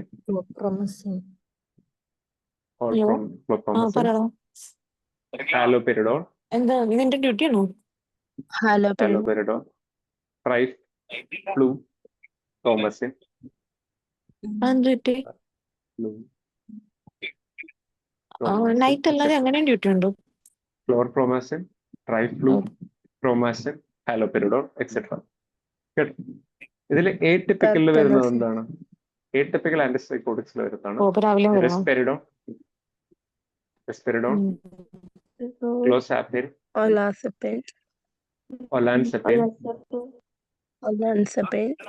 ഒലാൻസെപ്പിൻ, പിന്നെ ക്വിറ്റിയാപ്പിൻ, അരിപ്പിപ്രസോൾ എക്സെട്ര. ഈ ടിപ്പിക്കലിന്റെ മെയിൻ മെക്കാനിസം എന്താണെന്ന് വെച്ച് കഴിഞ്ഞാൽ ടിപ്പിക്കൽ മെയിൻലി ബ്ലോക്ക് ചെയ്യുന്നത് എന്താണ്? D2നെയാണ് ബ്ലോക്ക് ചെയ്യുന്നത്. ഡോപ്പമിൻ 2 റിസപ്റ്റേഴ്സിനെയാണ് ബ്ലോക്ക് ചെയ്യുന്നത് ബ്രെയിനിൽ. ഡോപ്പമിൻ 2 റിസപ്റ്റേഴ്സ് ബ്രെയിനിനെ ബ്ലോക്ക് ചെയ്യുന്നു. എടിപ്പിക്കൽ എന്ന് പറഞ്ഞു കഴിഞ്ഞാൽ എന്താണ്? എടിപ്പിക്കൽ കൂടുതലായിട്ടും ബ്ലോക്ക് ചെയ്യുന്നത് സെറോട്ടോണിനെയാണ്. സെറോട്ടോണിന്റെ 5HT എന്ന് പറഞ്ഞ സെറോട്ടോണിന്റെ 2 റിസപ്റ്ററിനെ, ഡോപ്പമിൻ 2 റിസപ്റ്ററിനെ എടിപ്പിക്കൽ മെയിൻലി 5HT2 റിസപ്റ്ററിനെയാണ് ബ്ലോക്ക് ചെയ്യുന്നത്. കേട്ടോ? ഈ ടിപ്പിക്കലിന്റെ പ്രശ്നം എന്താണെന്ന് വെച്ച് കഴിഞ്ഞാല് മെയിൻലി ഡോപ്പമിൻ ബ്ലോക്ക് ചെയ്ത് കഴിഞ്ഞാല് എന്താണ് ബ്രെയിനിൽ സൈഡ് എഫക്ട് ഉണ്ടാവുന്നത്? ഒന്ന് ആലോചിക്കും. ബ്രെയിനിൽ ഡോപ്പമിന്റെ അളവ് കുറയുന്ന ഒരു അസുഖത്തിന്റെ പേരെന്തായിരുന്നു? പാർക്കിൻസൺസ്. Very good. അപ്പൊ നമ്മൾ ഈ ഡോപ്പമിൻ 2 റിസപ്റ്റർ ബ്ലോക്ക് ചെയ്ത് കഴിഞ്ഞാൽ എന്തുണ്ടാവും? It can precipitate parkinsonism like features. precipitate parkinsonism അല്ലെ? പാർക്കിൻസോണിസം ഉണ്ടാവും. precipitate പാർക്കിൻസോണിസം ഉണ്ടാക്കാം. കേട്ടോ? പാർക്കിൻസോണിസം ഉണ്ടാക്കാം. പിന്നെ ഈ ഒരു ടിപ്പിക്കലിന്റെ പ്രശ്നങ്ങൾ വെച്ച് കഴിഞ്ഞാൽ ടിപ്പിക്കൽ ഡ്രഗ്സ് ഇത് α1 റിസപ്റ്റേഴ്സിനെ ബ്ലോക്ക് ചെയ്യും. മെയിൻലി D2നെ മാത്രം ബ്ലോക്ക് ചെയ്യാൻ പാടുള്ളൂ. പക്ഷെ എക്സ്ട്രാ ആയിട്ട് α1നെ ബ്ലോക്ക് ചെയ്യും, H1 റിസപ്റ്ററിനെ ബ്ലോക്ക് ചെയ്യും, മസ്കാരനിക് റിസപ്റ്ററിനെ ബ്ലോക്ക് ചെയ്യും. α1നെ ബ്ലോക്ക് ചെയ്യും, H1നെ ബ്ലോക്ക് ചെയ്യും, മസ്കാരനിക് ബ്ലോക്ക് ചെയ്യും. α1നെ ബ്ലോക്ക് ചെയ്യുമ്പോൾ നമുക്ക് എന്തുണ്ടാവും? പോസ്റ്ററൽ ഹൈപ്പോടെൻഷൻ ഉണ്ടാവും. സൈഡ് എഫക്റ്റ് ആണ് പറയുന്നത്. പോസ്റ്ററൽ ഹൈപ്പോടെൻഷൻ ഉണ്ടാവും. പോസ്റ്ററൽ ഹൈപ്പോടെൻഷൻ, ടാക്കിക്കാർഡിയ ഒക്കെ ഉണ്ടാവും. ഓക്കെ. H1നെ ബ്ലോക്ക് ചെയ്ത് എന്തുണ്ടാവുക? പേഷ്യന്റിന് സെഡേഷൻ ഉണ്ടാവും. മസ്കാരനിക് റിസപ്റ്റേഴ്സിനെ ബ്ലോക്ക് ചെയ്ത് എന്തുണ്ടാവുക? കോൺസ്റ്റിപ്പേഷൻ, യൂറിനറി റിട്ടൻഷൻ, അതൊക്കെ ഉണ്ടാവും. കോൺസ്റ്റിപ്പേഷൻ, യൂറിനറി റിട്ടൻഷൻ എക്സെട്ര, ഇതൊക്കെ ഉണ്ടാക്കാം.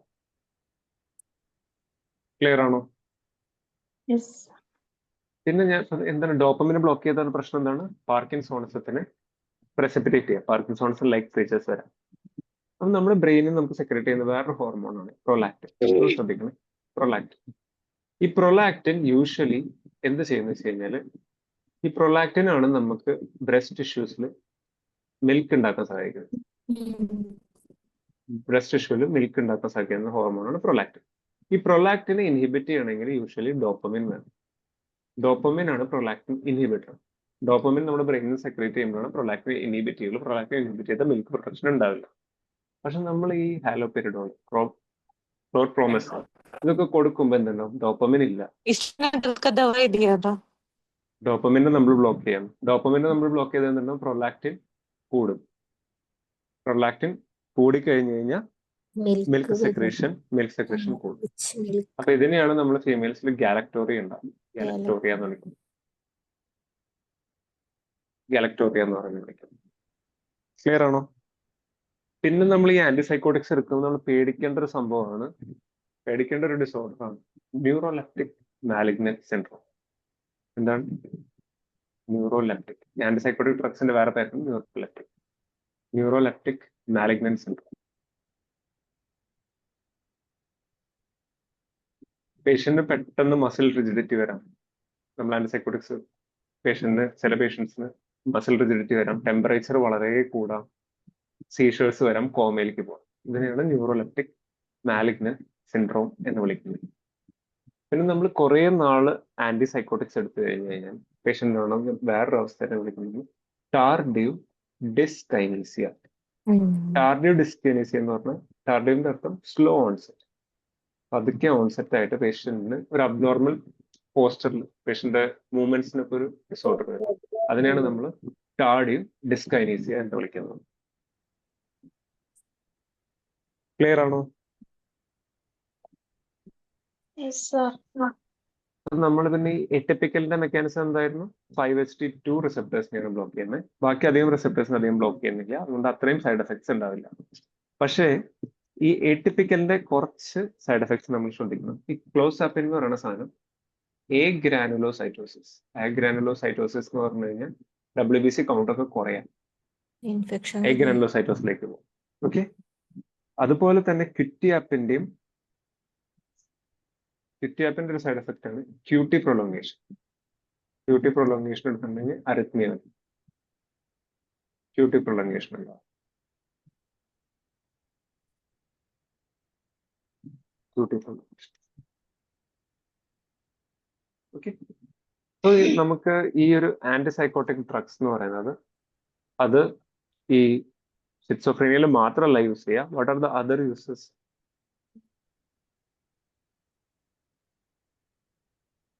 ഇത് മേനിയാക്കിലും ബൈപ്പോളറിലും യൂസ് ചെയ്യാൻ പറ്റും. മേനിയാക് ഡിസോർഡറിലും യൂസ് ചെയ്യാം, ബൈപ്പോളറിലും കൂടി യൂസ് ചെയ്യാൻ പറ്റും ഈ ഡ്രഗ്സ്. ജസ്റ്റ് ഒരു ഓവർവ്യൂ കിട്ടിയില്ലേ ഇപ്പോൾ ആന്റിസൈക്കോട്ടിക് ഡ്രഗ്സിനെ പറ്റിയിട്ട്? ടിപ്പിക്കലിന്റെ മെയിൻ പ്രശ്നം എന്ന് വെച്ച് കഴിഞ്ഞാൽ ടിപ്പിക്കൽ വേറെ കുറെ സംഭവത്തിന് ബ്ലോക്ക് ചെയ്യുന്നുണ്ട്. α1, H1, M. ഡോപ്പമിനെ ബ്ലോക്ക് ചെയ്യുന്നതുകൊണ്ട് പാർക്കിൻസോണിസം മാതിരി വരാം, പ്രൊലാക്റ്റിന്റെ അളവ് കൂടാം, ഗാലക്ടോറിയ വരാം, ന്യൂറോലെറ്റിക് മാലിഗ്നന്റ് സിൻഡ്രോം വരാം. കേട്ടോ, ഇത്രയും ക്ലിയർ ആണോ? എന്തുകൊണ്ടാണെന്ന് നമുക്ക് സിറ്റ്സോഫ്രീനിയ വരാൻ കാരണം എന്താണ്? ഡോപ്പമിന്റെ അളവ് കൂടുന്നു, സെറോട്ടോണിന്റെ അളവ് കൂടുന്നു ബ്രെയിനിലുള്ള. അപ്പൊ അതിനെ കുറയ്ക്കാനുള്ള ഡ്രഗ്സ് ആണ് നമ്മളോട് കൊടുക്കുന്നത്. ഓക്കെ, നമ്മൾ നേരെ പോവുകയാണെങ്കിൽ നമുക്ക് ഡിപ്രഷൻ ഒന്ന് നോക്കാം. തൊട്ട് സൈഡിൽ തന്നെ നമുക്കൊന്ന് കമ്പയർ ചെയ്തിട്ട് ഡിപ്രഷൻ നോക്കാം. ഡിപ്രഷൻ എന്ന് പറഞ്ഞാൽ യൂഷ്വലി അതൊരു ബ്രെയിനിലെ കെമിക്കൽ പാത്ത്, ഇതേമാതിരി ഷിസോഫ്രീനിയയിൽ ഉണ്ടാവുന്ന മാതിരി കെമിക്കൽ പാത്വേയിലെ ചേഞ്ചസ് ആണെന്നാണ് ഇപ്പൊ പ്രൂവ് ചെയ്ത് കണ്ടിട്ടുള്ളത്. ഓക്കെ, അപ്പൊ ഡിപ്രഷനിൽ എന്തുണ്ടാണ് നമുക്ക് നോക്കാം. ഡിപ്രഷനിൽ മെയിനായിട്ട് ഉണ്ടാവുന്നത് നമ്മുടെ ബ്രെയിനിന്റെ ഉള്ളിലെ സിനാപ്സുകൾ ഉണ്ടല്ലോ, ഒരു ന്യൂറോണും മറ്റേ ന്യൂറോണിന്റെ ഇടയിലുള്ള സൈനാപ്സ്. ഈ സൈനാപ്സിന്റെ ഉള്ളിൽ നിന്ന് നോറെപ്പിനെഫ്രിന്റെയും സെറോട്ടോണിന്റെയും എന്താണ് നോറെപ്പിനെഫ്രിൻ, എന്താണ്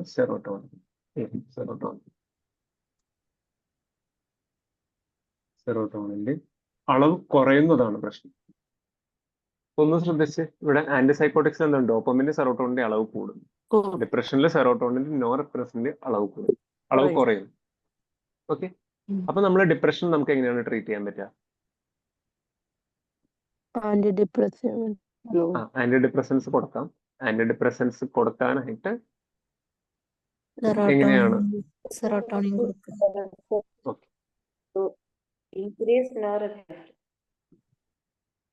ആന്റിഡിപ്രസൻസ് പഠിക്കാം, എളുപ്പമാണ്. ഇപ്പൊ നമ്മുടെ ഇതൊരു നെർവ് എൻഡിങ് ആണ്, അതിന്റെ സൈനാപ്സ്. ഇതപ്പുറത്ത് ഇത് രണ്ടിന്റെ ഇടയിലുള്ള സൈനാപ്സ് ആണ് കാണിക്കുന്നത്.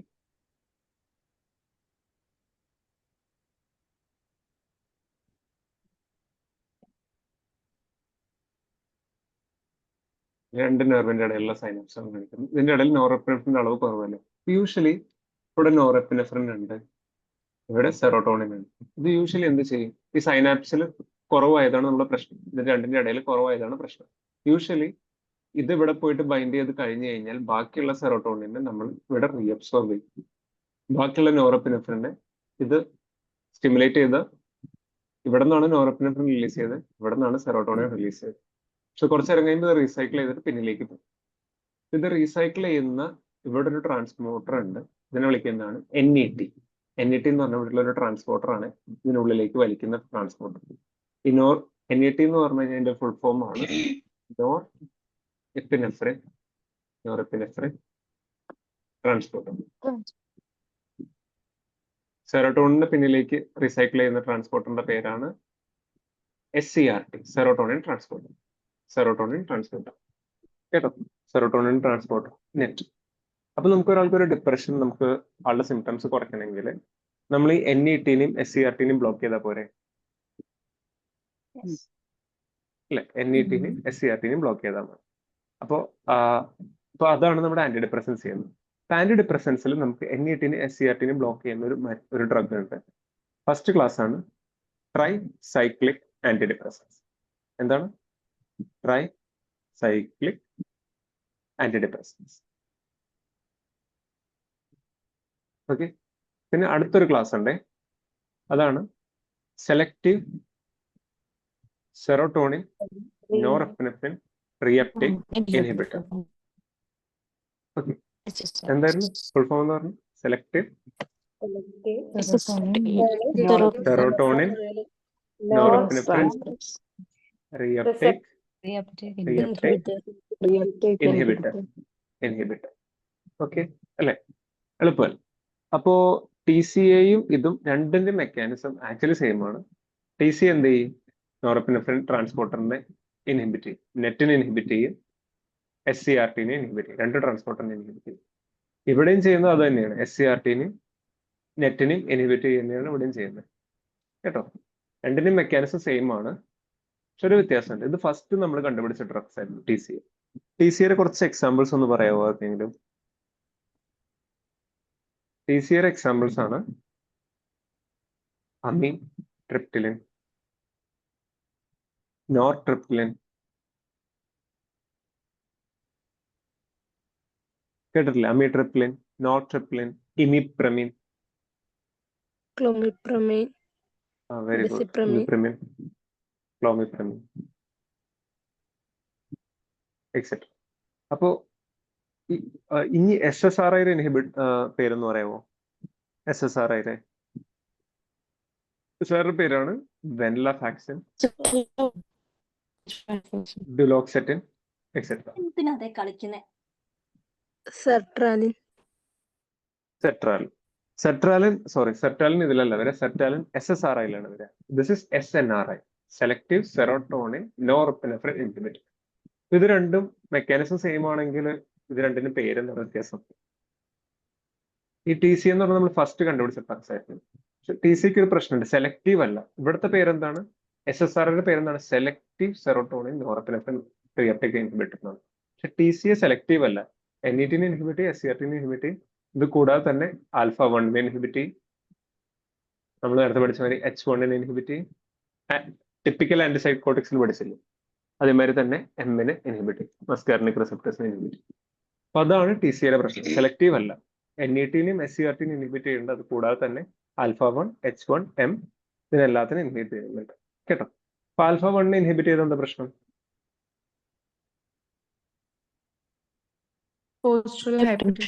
Very good. പോസ്റ്റൽ ഹൈപ്പർടെൻഷൻ ഉണ്ടാക്കും, ഒരു സൈഡ് എഫക്റ്റ് ആണ്. പോസ്റ്റൽ ഹൈപ്പോടെൻഷൻ ടാക്കിക്കാർഡിയ ഉണ്ടാക്കും. H1 ഇൻഹിബിറ്റ് ചെയ്ത സെഡേഷൻ ഉണ്ടാക്കും. ഇവിടെ ഇൻഹിബിറ്റ് ചെയ്തത് constipation, urinary retention. Very good.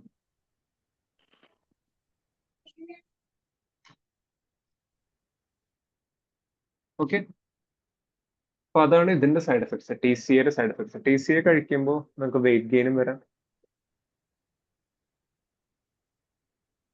കേട്ടോ. അതാണ് ട്രൈസൈക്ലിക് ആന്റി ഡിപ്രസൻസിന് പ്രശ്നം. പക്ഷെ ഇവിടെ നോക്കുവാണെങ്കിൽ എന്താണ്, സെലക്റ്റീവ് സെറോട്ടോണിൻ നോർഎപ്പിനെഫ്രിൻ മാത്രമാണ് ഇൻഹിബിറ്റ് ചെയ്യുള്ളൂ.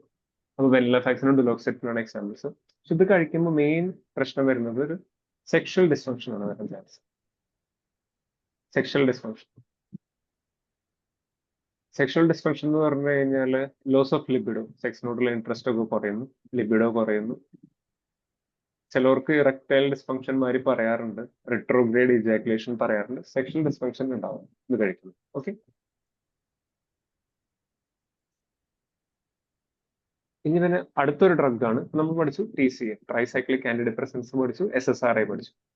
അടുത്തൊരു ക്ലാസ് ഉണ്ട് SNRI, സോറി SSRI. SSRI എന്ന് പറഞ്ഞാൽ എന്താണ്?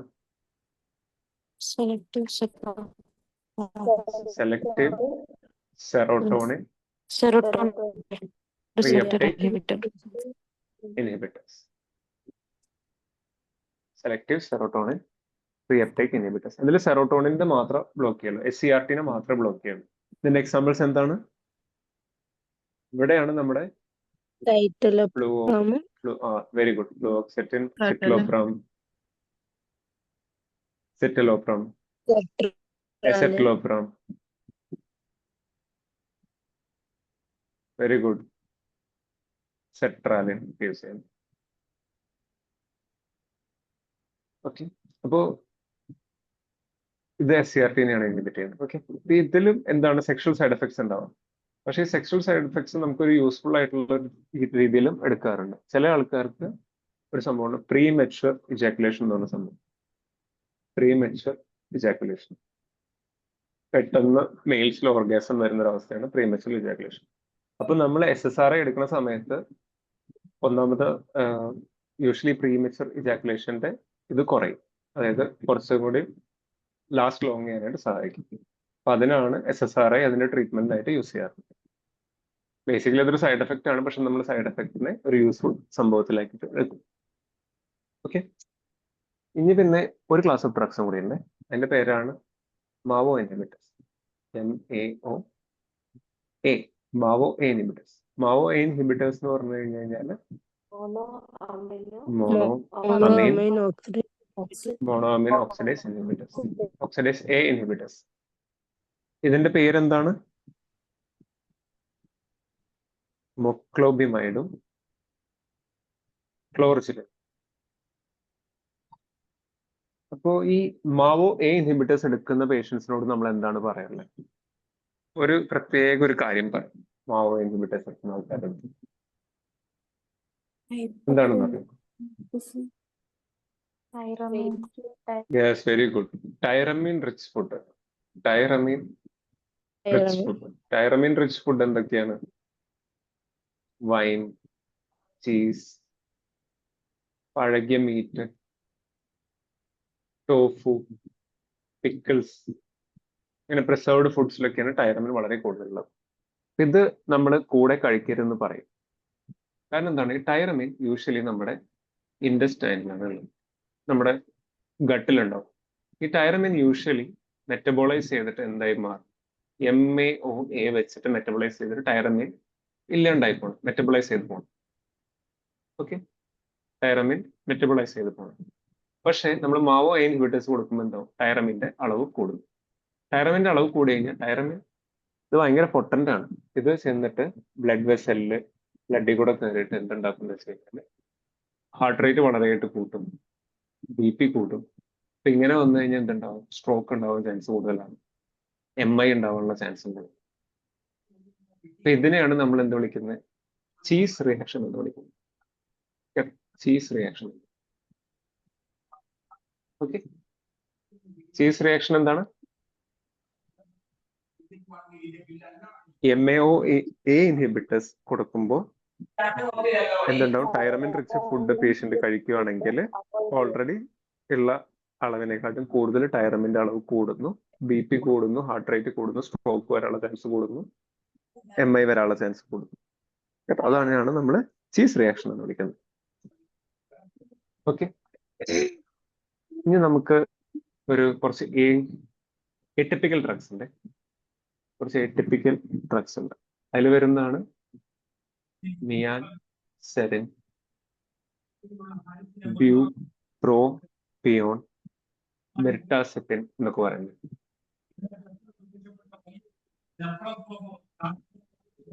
ഓക്കെ, തൽക്കാലം എന്താണ് മിയാൻ സെറിൻ, ബ്യൂപ്രോപിയോൺ, മെർട്ടാസെപ്പിൻ. ഓക്കെ, ഈ ആന്റി ഡിപ്രസൻ ഡ്രഗ്സിന്റെ ക്ലാസിഫിക്കേഷൻ എത്രയാണ്? ജസ്റ്റ് ഒന്ന് സമ്മറൈസ് ചെയ്യാം. ഫസ്റ്റ് പറഞ്ഞത് നമ്മൾ ട്രൈസൈക്ലിക് ആന്റി ഡിപ്രസൻസ്, പിന്നെ പറഞ്ഞത് SSRI, പിന്നെ SNRI, SSRI, പിന്നെ മാവോ ഇൻഹിബിറ്റേഴ്സ്, പിന്നെ എറ്റിപ്പിക്കൽ മിയാൻ സെറിൻ, ബ്യൂപ്രോപിയോൺ, മെർട്ടാസെപ്പിൻ എക്സെട്ര. അപ്പൊ നമ്മൾ ചോദിക്കട്ടെ, ഈ ആന്റി ഡിപ്രസൻസ് ഡിപ്രഷന് മാത്രം വേണ്ടിയിട്ടാണോ നമ്മൾ കൊടുക്കാറില്ല? ഡിമെൻഷ്യ പേഷ്യൻസിന് കൊടുക്കും. ഡിമെൻഷ്യ ഉള്ള പേഷ്യൻസിനല്ല, എന്തോ ആങ്സൈറ്റി ഉള്ള പേഷ്യൻസിന് കുറച്ച് ഡ്രഗ്സ് യൂസ് ചെയ്യാൻ പറ്റും. പിന്നെ ഈ TCSും ഇതൊക്കെ എന്താണ്, ഇത് നമുക്ക് പ്രൊഫൈലാക്സിസ് ഓഫ് മൈഗ്രെയിൻ യൂസ് ചെയ്യാൻ പറ്റും. പ്രൊഫൈലാക്സിസ് ഓഫ് മൈഗ്രെയിൻ യൂസ് ചെയ്യാൻ പറ്റും. പോസ്റ്റ്മോർട്ടം ഡിപ്രഷൻ യൂസ് ചെയ്യാൻ പറ്റും. പോസ്റ്റ്മോർട്ടം ബ്ലൂസിന് യൂസ് ചെയ്യാൻ പറ്റും. പ്രൊഫൈലാക്സിസ് ഓഫ് മൈഗ്രെയിൻ യൂസ് ചെയ്യാൻ പറ്റും. പിന്നെ എന്താണ് OCD എന്ന് പറഞ്ഞാൽ എന്താണ്? OCD ഒബ്സസീവ് കമ്പൽസീവ് ഡിസോർഡർ അല്ലെ? ഇതിന്റെ ട്രീറ്റ്മെന്റ് യൂസ് ചെയ്യാം കേട്ടോ. അപ്പോ ഡിപ്രഷന് വേണ്ടി മാത്രമല്ല, വേറെ കുറച്ച് കാര്യത്തിനും കൂടി യൂസ് ചെയ്യാം. ഓക്കെ ആണോ? നമുക്കിനി പെട്ടെന്ന് ഡ്രഗ്സ് ക്ലിയർ ആവുന്നില്ലല്ലോ, ഒന്നുകൂടി പറയാമോ?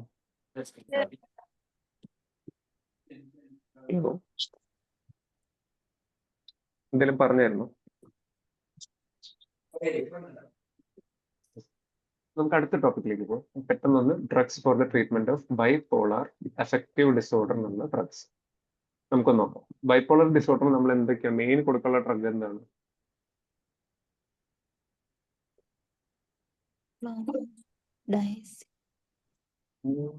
ലിത്തിയം. ബൈപോളർ എന്ന് കേൾക്കുമ്പോഴേ നമുക്ക് ലിത്തിയം ഓർമ്മ. ലിത്തിയം കൊടുക്കാറുണ്ട്. ആന്റിസൈക്കോട്ടിക്സ് കൊടുക്കും അല്ലെ? ആന്റിസൈക്കോട്ടിക്സ് കൊടുക്കാം. വാൽപ്രോവേറ്റ് കൊടുക്കാം. ഇത് കുറച്ച് ക്ലാസ് ആണ്, പക്ഷെ മെയിൻലി നമ്മൾ പഠിക്കാൻ പോകുന്നതാണ് ലിത്തിയം. ഓക്കെ, ഇപ്പൊ ലിത്തിയം എന്ന് പറഞ്ഞു കഴിഞ്ഞാൽ ലിത്തിയം എപ്പോഴും നമ്മൾ ബൈപോളർ ഡിസോർഡറിനാണ് മെയിൻലി നമ്മൾ കൊടുക്കാറുള്ളത്. ലിത്തിയത്തിന്റെ മെക്കാനിസം നമുക്കൊന്ന് പഠിക്കാം. ഓക്കെ, നമുക്ക് ബൈപോളർ ഡിസോർഡറിൽ കുറെ പ്രശ്നങ്ങളുണ്ട്, കുറെ ബ്രെയിൻ പാത്വേസ് ഓൾട്ടേർഡ് ആണ്. അപ്പൊ ഞാനൊരു കാര്യം പറയുകയാണെങ്കിൽ, നമ്മുടെ ഒരു സെല്ല്, ഇതൊരു സെല്ലാണെന്ന് വിചാരിക്കും, ഇതൊരു ന്യൂറോൺ ആണെന്ന് വിചാരിക്കും, ഒരു സെല്ലാണെന്ന് വിചാരിക്കും. നമ്മുടെ സെല്ലിലേക്ക് നമ്മളിപ്പോ ഒരു ഡ്രഗ് കൊടുത്തു. ഓക്കെ, ഒരു ഡ്രഗ് കൊടുക്കുകയാണ്, അല്ലെങ്കിൽ ഒരു മോളിക്യൂൾ പോയിട്ട് ഇതിന്റെ റിസപ്റ്ററിൽ ബൈൻഡ് ചെയ്യാണ്. ഇതിനെയാണ് ഫസ്റ്റ് മെസ്സഞ്ചർ എന്ന് വിളിക്കുക. ഓക്കെ, അപ്പൊ സെല്ലിനൊരു മെസ്സേജ് കിട്ടി. ഈ മെസ്സേജ് സെല്ലിന്റെ ഉള്ളിലേക്ക് പോകുന്നു. ഉള്ളിലേക്ക് പോകണമെങ്കിൽ ഇവിടെ നിന്ന് പുതിയൊരു മെസ്സഞ്ചർ വേണം, ഇവിടെ നിന്ന് പുതിയൊരു സിഗ്നൽ ഉണ്ടാവും. ഈ സിഗ്നലിന്റെ പേരാണ് second message. Okay, usually second Messenger ആയിട്ട് നമ്മുടെ സെല്ലിന്റെ ഉള്ളിൽ പ്രവർത്തിക്കുന്ന സംഭവമാണ് ഇനോസിറ്റോൾ ട്രൈഫോസ്ഫേറ്റ്, IP3, DAG അല്ലെങ്കിൽ കാൽഷ്യം. ഇതൊക്കെയാണ് സെക്കൻഡറി മെസ്സഞ്ചർ ആയിട്ടുള്ളത്. ഒരു സാധനം പുറത്തു വന്ന് ബൈൻഡ് ചെയ്ത് കഴിഞ്ഞാൽ അത് ഒന്നല്ലെങ്കിൽ IP3നെ സ്റ്റിമുലേറ്റ് ചെയ്യും, DAGനെ സ്റ്റിമുലേറ്റ് ചെയ്യും, കാൽഷ്യത്തിന് ഔട്ട് ചെയ്യും. ഇങ്ങനെയാണ് കൂടുതലും ഉള്ളിൽ ഇൻട്രാ സെല്ലുലർ സിഗ്നലിംഗ് നടക്കുന്നത്. അപ്പൊ നമുക്ക് ഇതില് ലിത്തിയത്തിന്റെ ഇത് പഠിക്കണമെങ്കിൽ IP3 എന്ന് പറയുന്ന ഒരു സംഭവം നമുക്ക് പഠിക്കണം. ലിത്തിയം എന്താണ്? IP3 എന്ന് പറയുന്ന സംഭവം. അപ്പോ ഇനോസിറ്റോൾ മോണോഫോസ്ഫേറ്റ് എന്നാണ് മോണോഫോസ്ഫേറ്റ് എന്ന് പറഞ്ഞാൽ IP ഉള്ളൂ. IP3 ആവും. ഇതെന്താണ്? Inositol triphosphate. ഈ IP-നെ ഇൻഹിബിറ്റ് ചെയ്യാണ് ചെയ്യുന്നത് ലിത്തിയം എന്ത് ചെയ്യുന്നു? IP-നെ ഇൻഹിബിറ്റ് ചെയ്യും. ഇനോസിറ്റോൾ മോണോഫോസ്ഫേറ്റേസ് എന്ന് പറഞ്ഞ എൻസൈമിനെ ഇൻഹിബിറ്റ് ചെയ്യും. അപ്പൊ IP ഉണ്ടാവില്ല. IP ഉണ്ടായില്ലെങ്കിൽ IP3 ഉണ്ടാവില്ല. IP3 ഉണ്ടായില്ലെങ്കിൽ ഒരുപാട് സിഗ്നൽസ് ഉള്ളിലേക്ക് പോവില്ല. അപ്പൊ ലിത്തിയത്തിന്റെ ആക്ഷൻ എന്താണ്? IP3 inhibit. IP3 എന്നില്ല, IP-നെ ഇൻഹിബിറ്റ് ചെയ്യും. അപ്പൊ IP3 ഫോം ചെയ്യും. IP3 is a second messenger. Second Messenger ഉള്ളതാണ് നമ്മുടെ ന്യൂറോണൽ എക്സൈറ്റബിലിറ്റി നടക്കുന്നത്. IP3 ഉണ്ടെങ്കിലാണ് ന്യൂറോണൽ എക്സൈറ്റബിലിറ്റി നടക്കുന്നത്. ഓക്കെ, അപ്പോൾ ബൈപോളർ ഡിസോർഡറിൽ മേനിയക് ഫേസ് ഉണ്ട്, ഡിപ്രഷൻ ഫേസ് ഉണ്ട്. ലിത്തിയം രണ്ടിലും എഫക്റ്റീവ് ആണ്. മേനിയക് ഫേസിനെ പ്രിവെന്റ് ചെയ്യാനും ഡിപ്രസീവ് ഫേസിനെ പ്രിവെന്റ് ചെയ്യാനും കഴിവുള്ളൊരു സംഭവമാണ് നമ്മുടെ ലിത്തിയം എന്ന് പറയുന്നത്. അപ്പൊ നമുക്ക് ലിത്തിയം ഒരു നല്ലൊരു ഡ്രഗാണ്, പക്ഷെ ലിത്തിയത്തിന് കുറച്ച് പ്രശ്നങ്ങളുണ്ട്. Lithium is very similar to sodium. സോഡിയത്തിന്റെ പോലെ ഇരിക്കും കണ്ടു കഴിഞ്ഞാൽ. ഓക്കെ, അപ്പോ ലിത്തിയം കഴിക്കുന്ന ഒരു പേഷ്യന്റ് നമ്മൾ സോഡിയം ലെവൽ മോണിറ്റർ ചെയ്യണം. കാരണം എന്താണെന്ന് വെച്ച് കഴിഞ്ഞാൽ ഇപ്പൊ പേഷ്യന്റ് സപ്പോസ് പേഷ്യന്റിന് സോഡിയം കുറഞ്ഞു പോയി, പേഷ്യന്റ് ശരീരത്തിൽ സോഡിയം പേഷ്യന്റ് കുറഞ്ഞു പോയി, ഒന്നില്ലെങ്കിൽ പേഷ്യന്റിന് ലെസ് സോൾട്ട് ഇൻടേക്ക് ആയിരുന്നു, അല്ലെങ്കിൽ പേഷ്യന്റ് ഡയോററ്റിക്സ് എടുക്കുന്നുണ്ടാവും. അപ്പോൾ തൈസൈഡ് ഡയോററ്റിക്സ് എടുക്കുന്നുണ്ട്, പേഷ്യന്റ് ബ്ലഡിൽ സോഡിയത്തിന്റെ അളവ് കുറഞ്ഞു. സോഡിയത്തിന്റെ അളവ് എങ്ങനെയാണ് ബ്ലഡിൽ കുറയുന്നത്? ഇത് നമ്മുടെ കിഡ്നി ട്യൂബ്യൂൾസ് ആണെങ്കിൽ എന്ത് ചെയ്യും? സോഡിയം യൂറിനി കൂടെ എക്സ്ക്രീറ്റ് ആയി പോകും അല്ലെ? സോഡിയം കുറെ പുറത്തേക്ക് പോകുന്നതായിരിക്കും, യൂറിനി കൂടെ പുറത്തേക്ക് പോകുന്നതായിരിക്കും. അപ്പൊ നമ്മുടെ ബോഡിക്ക് മനസ്സിലാവും സോഡിയം ഒരുപാട് പുറത്തു പോകുന്നുണ്ട്. അപ്പൊ ബോഡി എന്ത് ചെയ്യും? ഒരു മെക്കാനിസം നടക്കും സോഡിയത്തിനെ തിരിച്ച് എടുക്കാനായിട്ട്. ബോഡി എന്ത് ചെയ്യും? ഒരു കോമ്പൻസേറ്ററി മെക്കാനിസം നടക്കും. എന്താണ്? ബോഡി ഒരു കോമ്പൻസേറ്ററി മെക്കാനിസം ഉണ്ടാകും. എന്തിനാണ്? സോഡിയത്തിനെ തിരിച്ചെടുക്കാനായിട്ട്. അപ്പൊ സോഡിയത്തിന് തിരിച്ചെടുക്കാൻ നോക്കുമ്പോൾ ലിഥിയം, നമ്മൾ കഴിച്ച ലിഥിയം ഈ യൂറിനി കൂടെ ഇങ്ങനെ പോകുന്നുണ്ടായിരുന്നു. ഈ ലിഥിയത്തിന് തിരിച്ചെടുക്കും. അപ്പൊ ലിഥിയത്തിന് തിരിച്ച് ബ്ലഡിലേക്ക് തിരിച്ചെടുത്താൽ എന്തുണ്ടാവും? ലിഥിയം ടോക്സിസിറ്റി ഉണ്ടാവും. ടോക്സിസിറ്റി ആണ്. അതുകൊണ്ടാണ് നമ്മൾ പറയുന്നത് സോഡിയം ലെവലും പേഷ്യന്റ് ഡീഹൈഡ്രേഷനിൽ പോകാണ്ടും ഡയറോട്ടിക്സ് ഒക്കെ കൊടുക്കുന്നുണ്ടെങ്കിൽ ശ്രദ്ധിച്ച് വേണം കൊടുക്കാനായിട്ട്. കാരണം ഇത് സോഡിയത്തിനെ മിമിക് ചെയ്യും. സോഡിയം ഒരുപാട് യൂറിനിലൂടെ പോവുകയാണെങ്കിൽ നമ്മുടെ ബോഡി വീണ്ടും സോഡിയത്തിനെ അബ്സോർബ് ചെയ്യാൻ നോക്കും. അബ്സോർബ് ചെയ്യാൻ നോക്കുന്ന ആ ഒരു ടൈമിൽ ലിഥിയം കൂടി ഉള്ളിലേക്ക് കയറി വരും. ലിഥിയം ടോക്സിസിറ്റി വരും. ലിഥിയം ടോക്സിസിറ്റി വരാൻ കാരണം because lithium should be a closely monitored drug. കാരണം it is a narrow therapeutic index ആണ്. തെറാപ്യൂട്ടിക് ഇൻഡെക്സ് എന്താണെന്ന് നമ്മൾ നേരത്തെ ക്ലാസ്സിൽ പഠിച്ചിട്ടുണ്ടായിരുന്നു. അപ്പോൾ നാരോ തെറാപ്യൂട്ടിക് ഇൻഡെക്സ് എന്ന് പറഞ്ഞാൽ ലിഥിയത്തിന്റെ ലെവല് ബ്ലഡിന്റെ ഉള്ളിൽ നമ്മൾ നോക്കുമ്പോൾ 0.6 മില്ലി ഇക്വലന്റ് പെർ ലിറ്റർ ആണ്. Per litre to 1.2 milli equivalents 1.2 അല്ലെങ്കിൽ 1.3 ഇത്രേ പാടുള്ളൂ. ഈ റേഞ്ചിന്റെ ഉള്ളിലാണ്. ഇതിലും കുറഞ്ഞു പോയാൽ എന്തുണ്ടാവും? No effect of the drug, disease treat ചെയ്യാൻ പറ്റും. ഇതിലും കൂടി പോയാൽ എന്ത് ചെയ്യും? ടോക്സിസിറ്റി. ടോക്സിസിറ്റി എന്ന് പറഞ്ഞാൽ എന്താണ്? ടോക്സിസിറ്റി എന്ന് പറഞ്ഞ പേഷ്യന്റിന് എന്ത് MI വരാം, ഡെത്ത് വരാം, കൺവൾഷൻസ് വരാം, കൺഫ്യൂഷൻ വരാം, ഡെത്ത് വരെയാവും. ഓക്കെ, ഡെത്ത് വരാം. ഓക്കെ, ഇപ്പൊ ടോക്സിസിറ്റി നമുക്ക് ക്ലോസ്ലി മോണിറ്റർ ചെയ്യണം. ലിഥിയം ടോക്സിസിറ്റി ഉണ്ടെങ്കിൽ പ്രശ്നമാണ്. ഓക്കെ ആണോ? അപ്പോ this is an example of narrow therapeutic index. അപ്പോ ഒരു സംഭവമുണ്ട്. അപ്പൊ നമ്മൾ ഈ ഒരു പേഷ്യന്റ് യൂസ് ചെയ്യുന്ന സംഭവം എന്താണ്? Therapeutic drug monitoring.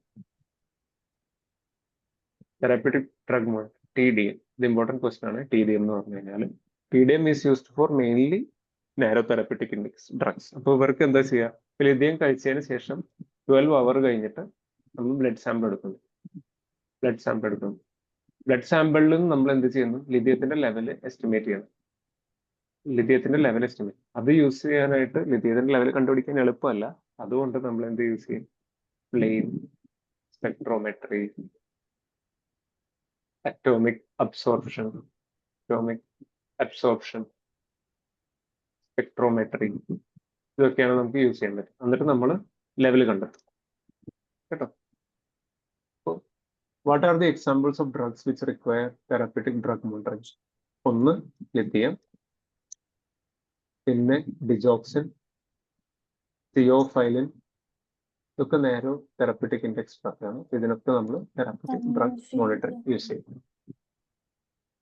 നമ്മൾ വേറൊരു ക്ലാസ്സിൽ TDM എന്ന് പറയുന്ന സംഭവം ഡീറ്റെയിൽ ആയിട്ട് പഠിക്കാം.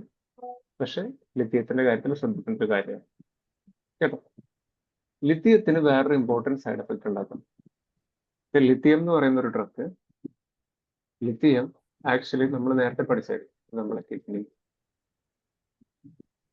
ബൗമൻസ് ക്യാപ്സ്യൂൾ, റീനൽ ട്യൂബ്യൂൾസ് ആണ്. റീനൽ ട്യൂബ്യൂൾസിന്റെ കളക്ടിങ് ഡക്റ്റിന്റെ അവിടെയായിട്ട് നമുക്കൊരു സംഭവമുണ്ട്, ADH എന്ന് പറഞ്ഞ ഹോർമോൺ. അത് ആക്റ്റീവ്. ADH എന്ന് പറഞ്ഞാൽ എന്തായിരുന്നു? Anti diuretic hormone. Anti diuretic hormone എന്ത് ചെയ്യും? നമ്മുടെ ബോഡിയിൽ നിന്ന് പ്രോപ്പർ ആയിട്ട് യൂറിൻ കോൺസെൻട്രേറ്റ് ചെയ്യാൻ യൂസ് ചെയ്യുന്ന ഒരു ഹോർമോണാണ്. അപ്പോൾ ആന്റി ഡയോററ്റിക് ഹോർമോൺ, അതായത് ഡയോറസിസ് പ്രിവെന്റ് ചെയ്യുന്ന ഒരു ഹോർമോൺ, ഇതുണ്ടെങ്കിലാണ് യൂറിൻ കോൺസെൻട്രേറ്റഡ് ആയിട്ട് പോകുന്നത്. അപ്പൊ ലിഥിയം എന്ന് പറയുന്നത് ഈ ADHനെ ഇൻഹിബിറ്റ് ചെയ്യും. ലിഥിയം ADHനെ ഇൻഹിബിറ്റ് ചെയ്ത പേഷ്യന്റ് എന്തുണ്ടാവും? ഡയോറസിസ് എങ്ങനെയാണ് പ്രസന്റ് ചെയ്യുക? പോളിയൂറിയ, ഒരുപാട് യൂറിൻ പാസ് ചെയ്യും. നമ്മൾ 1 to 2 ലിറ്റർ യൂറിൻ പ്രൊഡ്യൂസ് ചെയ്യുന്നതിന് പകരം അവർ 20 ലിറ്ററോളം യൂറിൻ പ്രൊഡ്യൂസ് ചെയ്യും. ഓക്കെ, പോളിയൂറിയ വരാം. പോളിയൂറിയയുടെ കൂടെ എന്ത് വരും? പോളിഡിപ്സിയ വരാം. പോളിഡിപ്സിയ എന്ന് പറഞ്ഞു കഴിഞ്ഞാൽ ഒരുപാട് ദാഹം വരും, ഭയങ്കരമായിട്ട് ദാഹിക്കുകയും ചെയ്യും, ഭയങ്കരമായിട്ട് യൂറിൻ പാസ് ചെയ്യും. Polyurea and polydipsia. This is known as diabetes. Very good, insipidus. Okay, ഇപ്പൊ നമ്മൾ ആന്റിമൈക്രോബിയൽസ് പഠിച്ചപ്പോൾ, ആന്റിബാക്ടീരിയൽ ഡ്രഗ്സ്, ആന്റിമൈക്രോബിയൽസ് പഠിച്ചപ്പോൾ ഒരു ഡ്രഗ് കൂടി പഠിച്ചിട്ടുണ്ടായിരുന്നു ഈ സെയിം ഡയബറ്റിസ് ഇൻസിപ്പിഡസ് ഉണ്ടാക്കുന്നത്. ഓർമ്മയുണ്ടോ ആർക്കെങ്കിലും?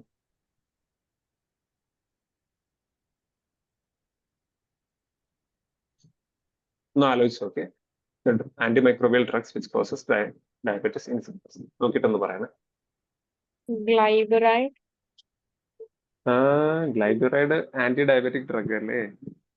ആന്റിമൈക്രോബിയൽ നമ്മുടെ ലാസ്റ്റ് ക്ലാസ്സിൽ ഞാൻ പറഞ്ഞിട്ടുണ്ടായിരുന്നു. ഒന്ന് നോക്കൂ, ടെട്രാസൈക്ലിന് ഇങ്ങനെ എന്തെങ്കിലും എഫക്ട് ഉണ്ടോ എന്ന് നോക്കട്ടോ. ഓക്കെ, ഒന്ന് ഗൂഗിൾ ചെയ്ത് നോക്കൂ.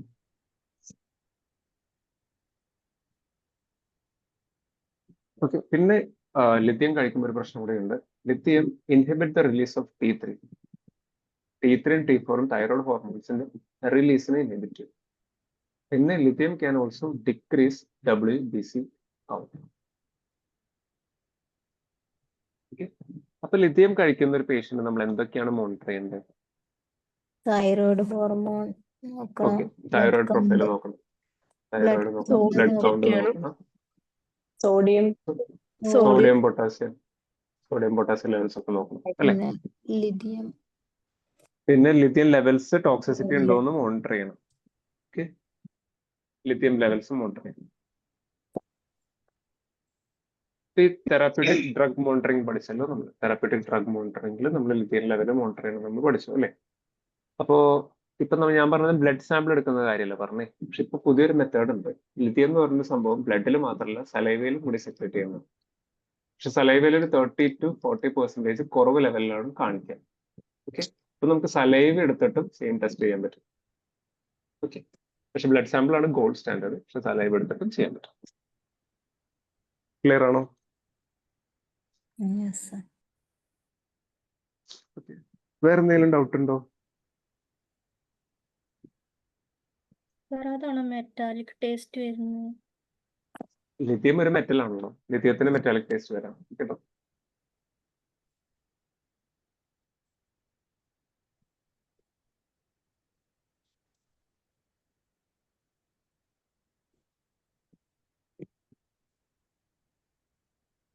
ഓക്കെ, ഇന്നത്തെ ക്ലാസ് സ്റ്റോപ്പ് ചെയ്യാണ്.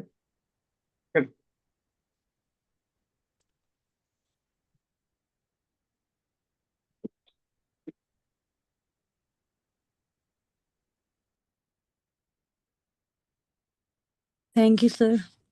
Thank you, sir. Thank you. Thank you, sir. Thank you, sir.